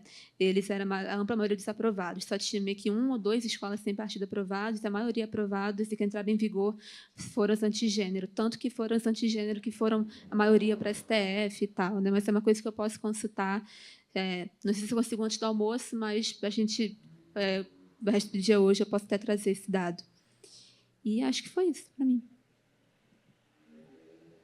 Tem aqui, mais fácil. Bom, vou tentar ser bem sucinta, porque acho que parte das minhas considerações a Renata já iniciou. Então, queria reforçar o coro, né, de agradecimento das perguntas, das reflexões. E acho que um ponto importante, né, que vem sendo discutido aí por diversos núcleos aí, mas principalmente de movimentos sociais, de representantes de movimentos sociais, é a gente assumir que o que foi perdido não era incrível, não era maravilhoso, não era idílico, porque assim, então não tem uma ideia de voltar para alguma coisa, né? Não tem uma ideia de, então a gente perdeu e a gente quer voltar para aquele lugar. Eu acho que tem uma ideia e um chamamento da gente pensar em possibilidades de construção e possibilidades de construções políticas, né, que possam, de fato, trazer elementos que façam sentido para as pessoas. Acho que um pouco do que foi, né, levantado pelo Alexandre e compartilhado por Renata, que existe uma discussão de um suposto identitarismo como se isso fosse abarcado de toda uma discussão política, de toda uma constituição da nossa sociedade. Então, acho que a gente poder falar a partir disso e poder falar na possibilidade de construção de novas possibilidades, eu acho que talvez isso possibilite, Paulo, né, a construção de novos acordos. E óbvio que são acordos e combinados contingentes e muito precários, né? Assim, eu acho que isso também a gente tem que ter no nosso horizonte, porque assim, essa ideia de algo garantido, de algo que vai ter esse solo comum, eu acho pouco provável que a gente tenha essa vivência nos próximos anos. Então, acho que são acordos que a gente vai conseguir fazendo, óbvio, né, com adversários políticos, não inimigos. Com inimigos, a gente cria cinturões sanitários mesmo, de proteção. Não dá para a gente ser ingênua.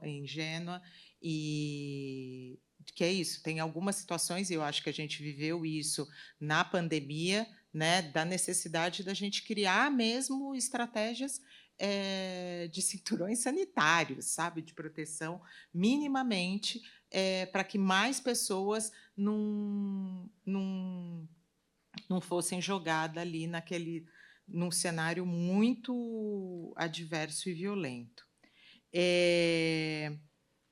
E aí, tentando juntar, né, a reflexão de Marina e de Júlio,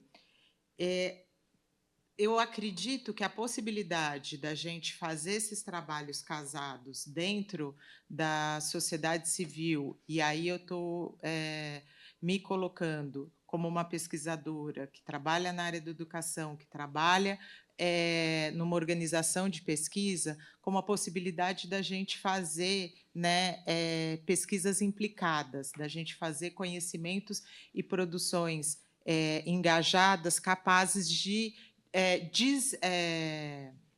desinvisibilizar e, principalmente, desnaturalizar algumas situações e algumas justificativas, como eu acho que é o caso, né, do benefício, que é posto como, não, a gente não está retirando, a gente só está remanejando, a gente só está reorganizando, e que não é verdade, né? A gente já tem relatos, e relatos robustos, de muitas pessoas que não foram sequer avisadas, né, do corte do benefício.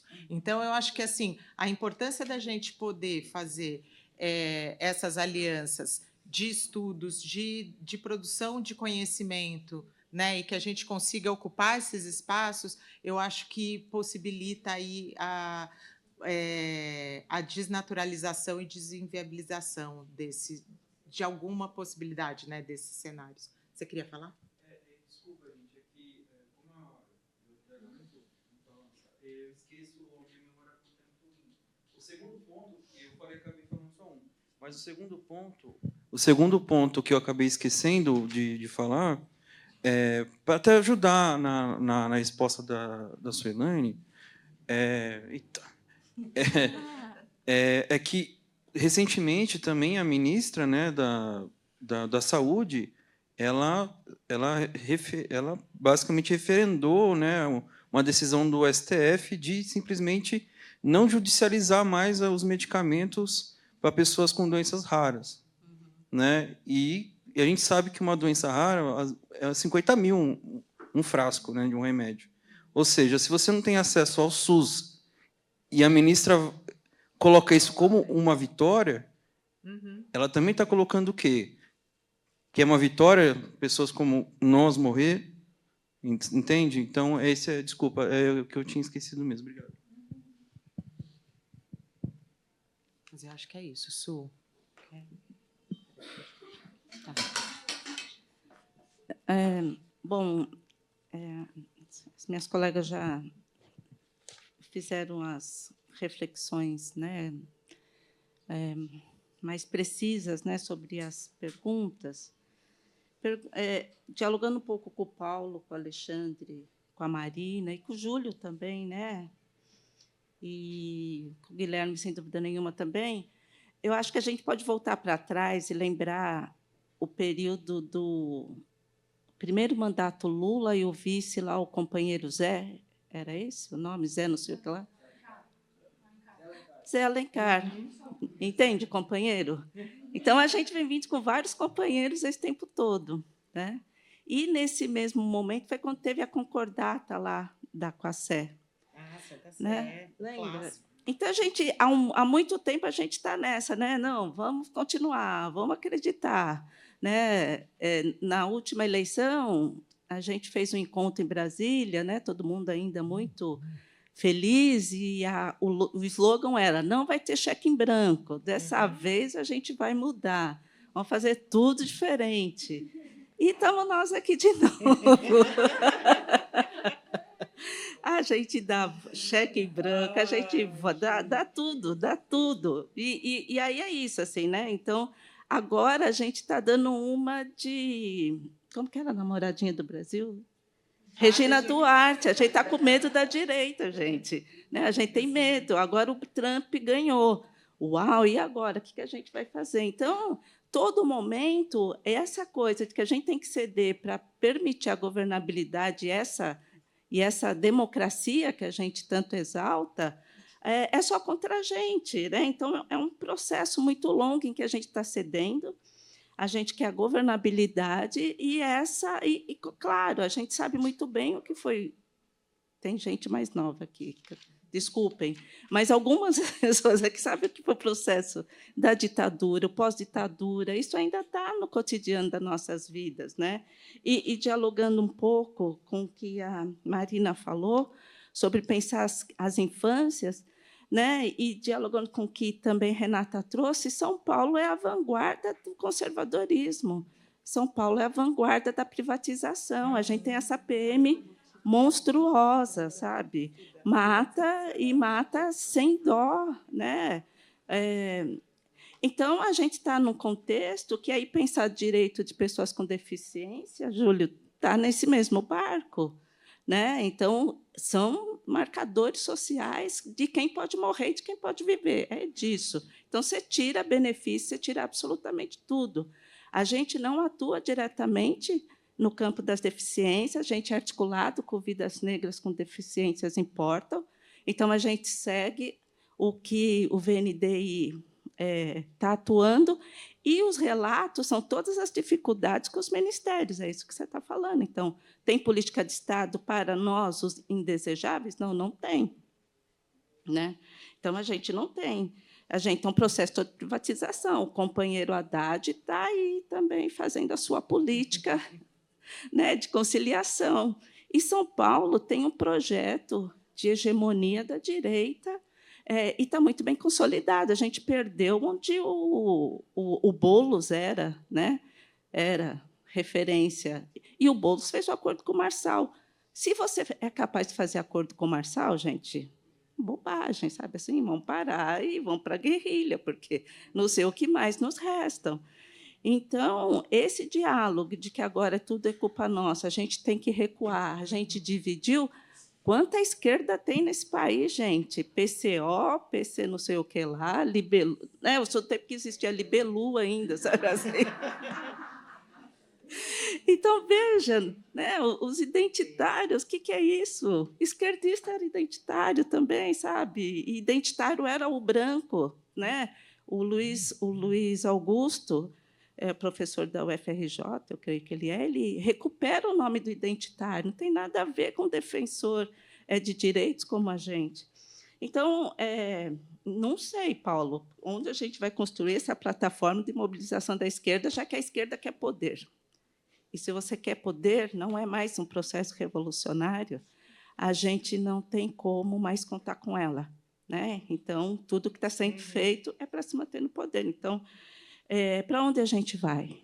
Né? Eu acho que a gente está numa... Eu não vou falar que a gente está numa encruzilhada, porque a encruzilhada é um lugar legal, gente, sabe assim? Pode ser muito potente. Pode ser potente. A gente está num beco, né? Para onde a gente vai com isso? E, de fato, o fascismo global está aí, está na nossa porta. o Musk e mais 2, né, sul-africanos, são a base de poder econômico e ideológico do Trump. A gente já sabe o que ele fez e vai agravar mais ainda, né? Não sei até quando o STF vai ser nosso único bastião de resistência. É o Xandão com quem a gente pode contar, entende? Então, eu não sei. Né? Não tenho muitas respostas, mas muitas aflições, né? Que é isso que eu acho que é que a gente pensa juntos e juntas e juntas. É isso.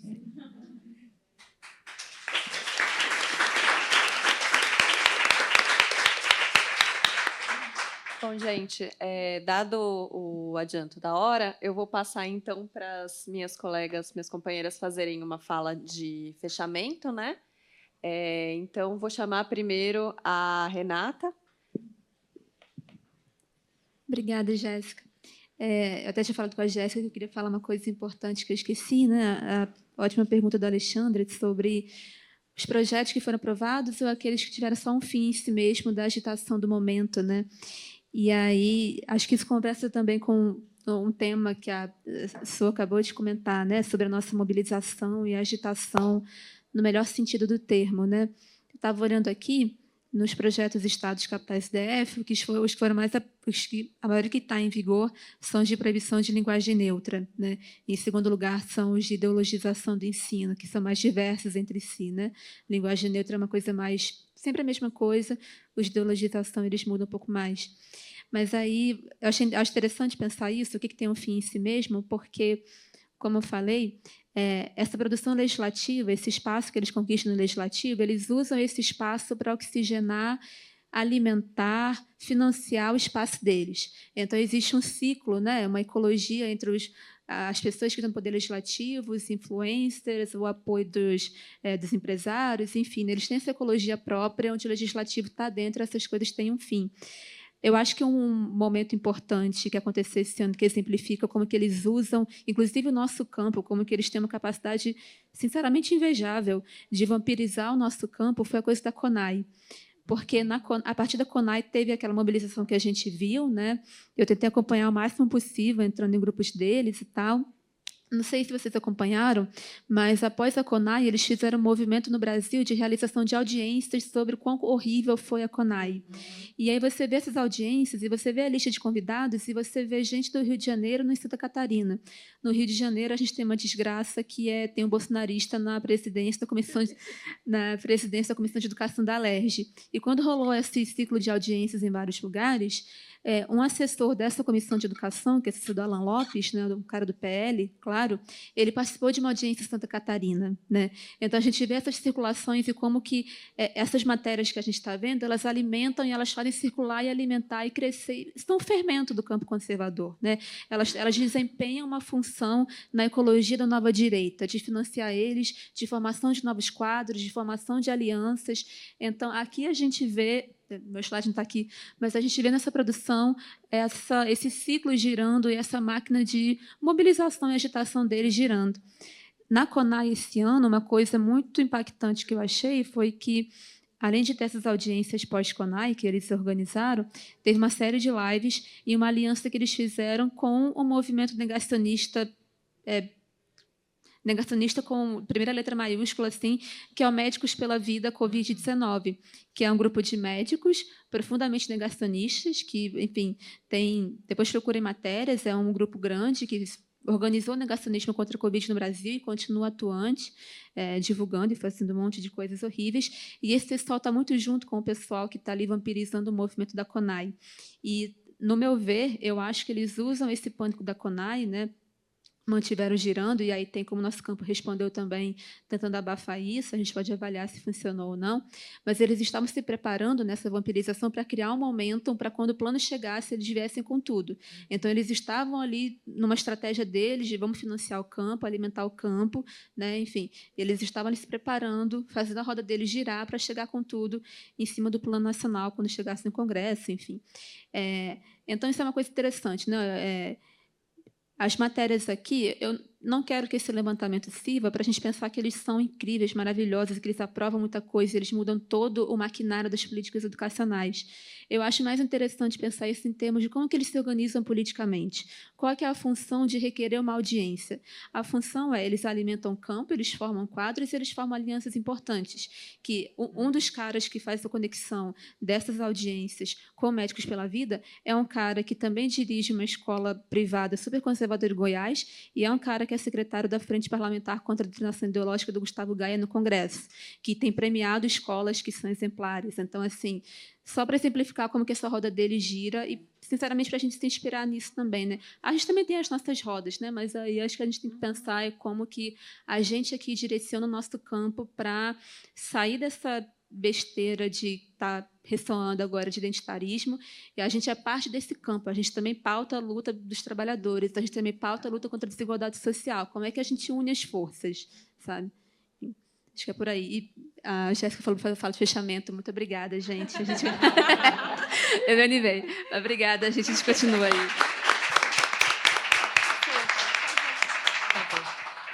Bom, também quero agradecer esse momento de conversa, fortalecimento, esperança. Eu acho que é isso que a gente consegue sempre que a gente está juntos e juntas. Eu acho que tem, por parte da esquerda em geral, né, uma minimização daquilo que acontece na educação. Eu acho que não é dada, nunca foi dada, né, não hoje, mas nunca foi dada a real dimensão, porque a educação está no território, as famílias estão no território, e é ali. Quem ocupou o território foi a extrema-direita. Tá? Então, acho que a gente falhou já há muitos anos, tem falhado, e agora a coisa tomou um avanço que a gente sabe como reverter. Né? Mas tem dois indícios. Num seminário que a gente estava sobre militarização, e a gente conversou com alguns diretores, né? A pressão toda que está sendo feita por deputados, né, vereadores, e uma direção ali que resiste, né, com riscos concretos, né, direto na porta delas e deles todo dia. Né? Então, eu acho que esse é uma esperança, e o segundo é isso, a gente é sociedade civil. Quem foi? A Thaís trouxe, né, que a ponta de lança é a gente. Né? A gente faz mais rápido que qualquer um. Né? Então, tem que virar para a esquerda, a gente vai virar para a esquerda. É o caminho, é o espaço que a gente tem. Né? E a coragem, porque quem vive, quem morre, a gente morre. Então, é em legítima defesa. Então, eu acho que é isso. Vamos continuar atuando por nós, antes de mais nada. Obrigada.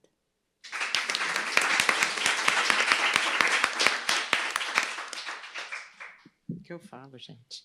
Depois dessa. Bom,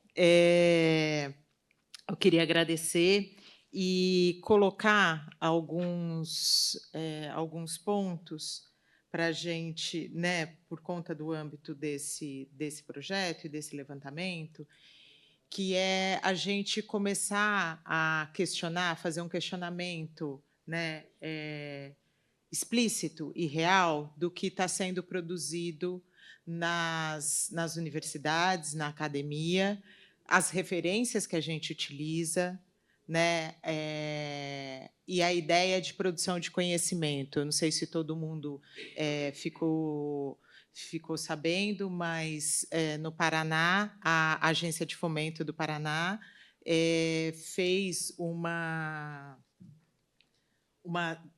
tirou recursos de Santa Catarina, né? Desculpa, Santa Catarina. Né? É o primor também. Tem uma competição aqui. Bom, enfim.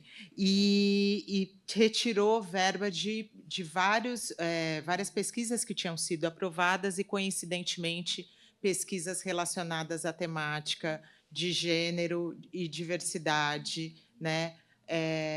Sexual. Então, eu acho que aí mostra a necessidade, né, não só de uma afirmação, de uma produção de conhecimento e de uma produção de conhecimento implicada, uma produção de conhecimento política, e que ela, sim, pode ter tudo isso com rigor, né, da produção de conhecimento. E também, eu acho que uma coisa que a gente precisa, né, enquanto grupo, e aí é uma das coisas que vai ser aprofundada nesse estudo, que é a gente, de fato, dentro do campo dessa produção teórica, entender que isso acontece em outros espaços, com outros grupos, e que ambos podem ser retroalimentados. Eu acho que isso pode ser um caminho, né, não só da universidade e do campo acadêmico sair mais fortalecido, como também de dar visibilidade, que eu acho que para esse pioneirismo e essa ponta de lança que muitas vezes os movimentos sociais possibilitam para outras reflexões, outras discussões. Então, acho que isso é importante da gente ter aí no cenário. Obrigada, gente. Espero que a gente continue debatendo aí ao longo do dia.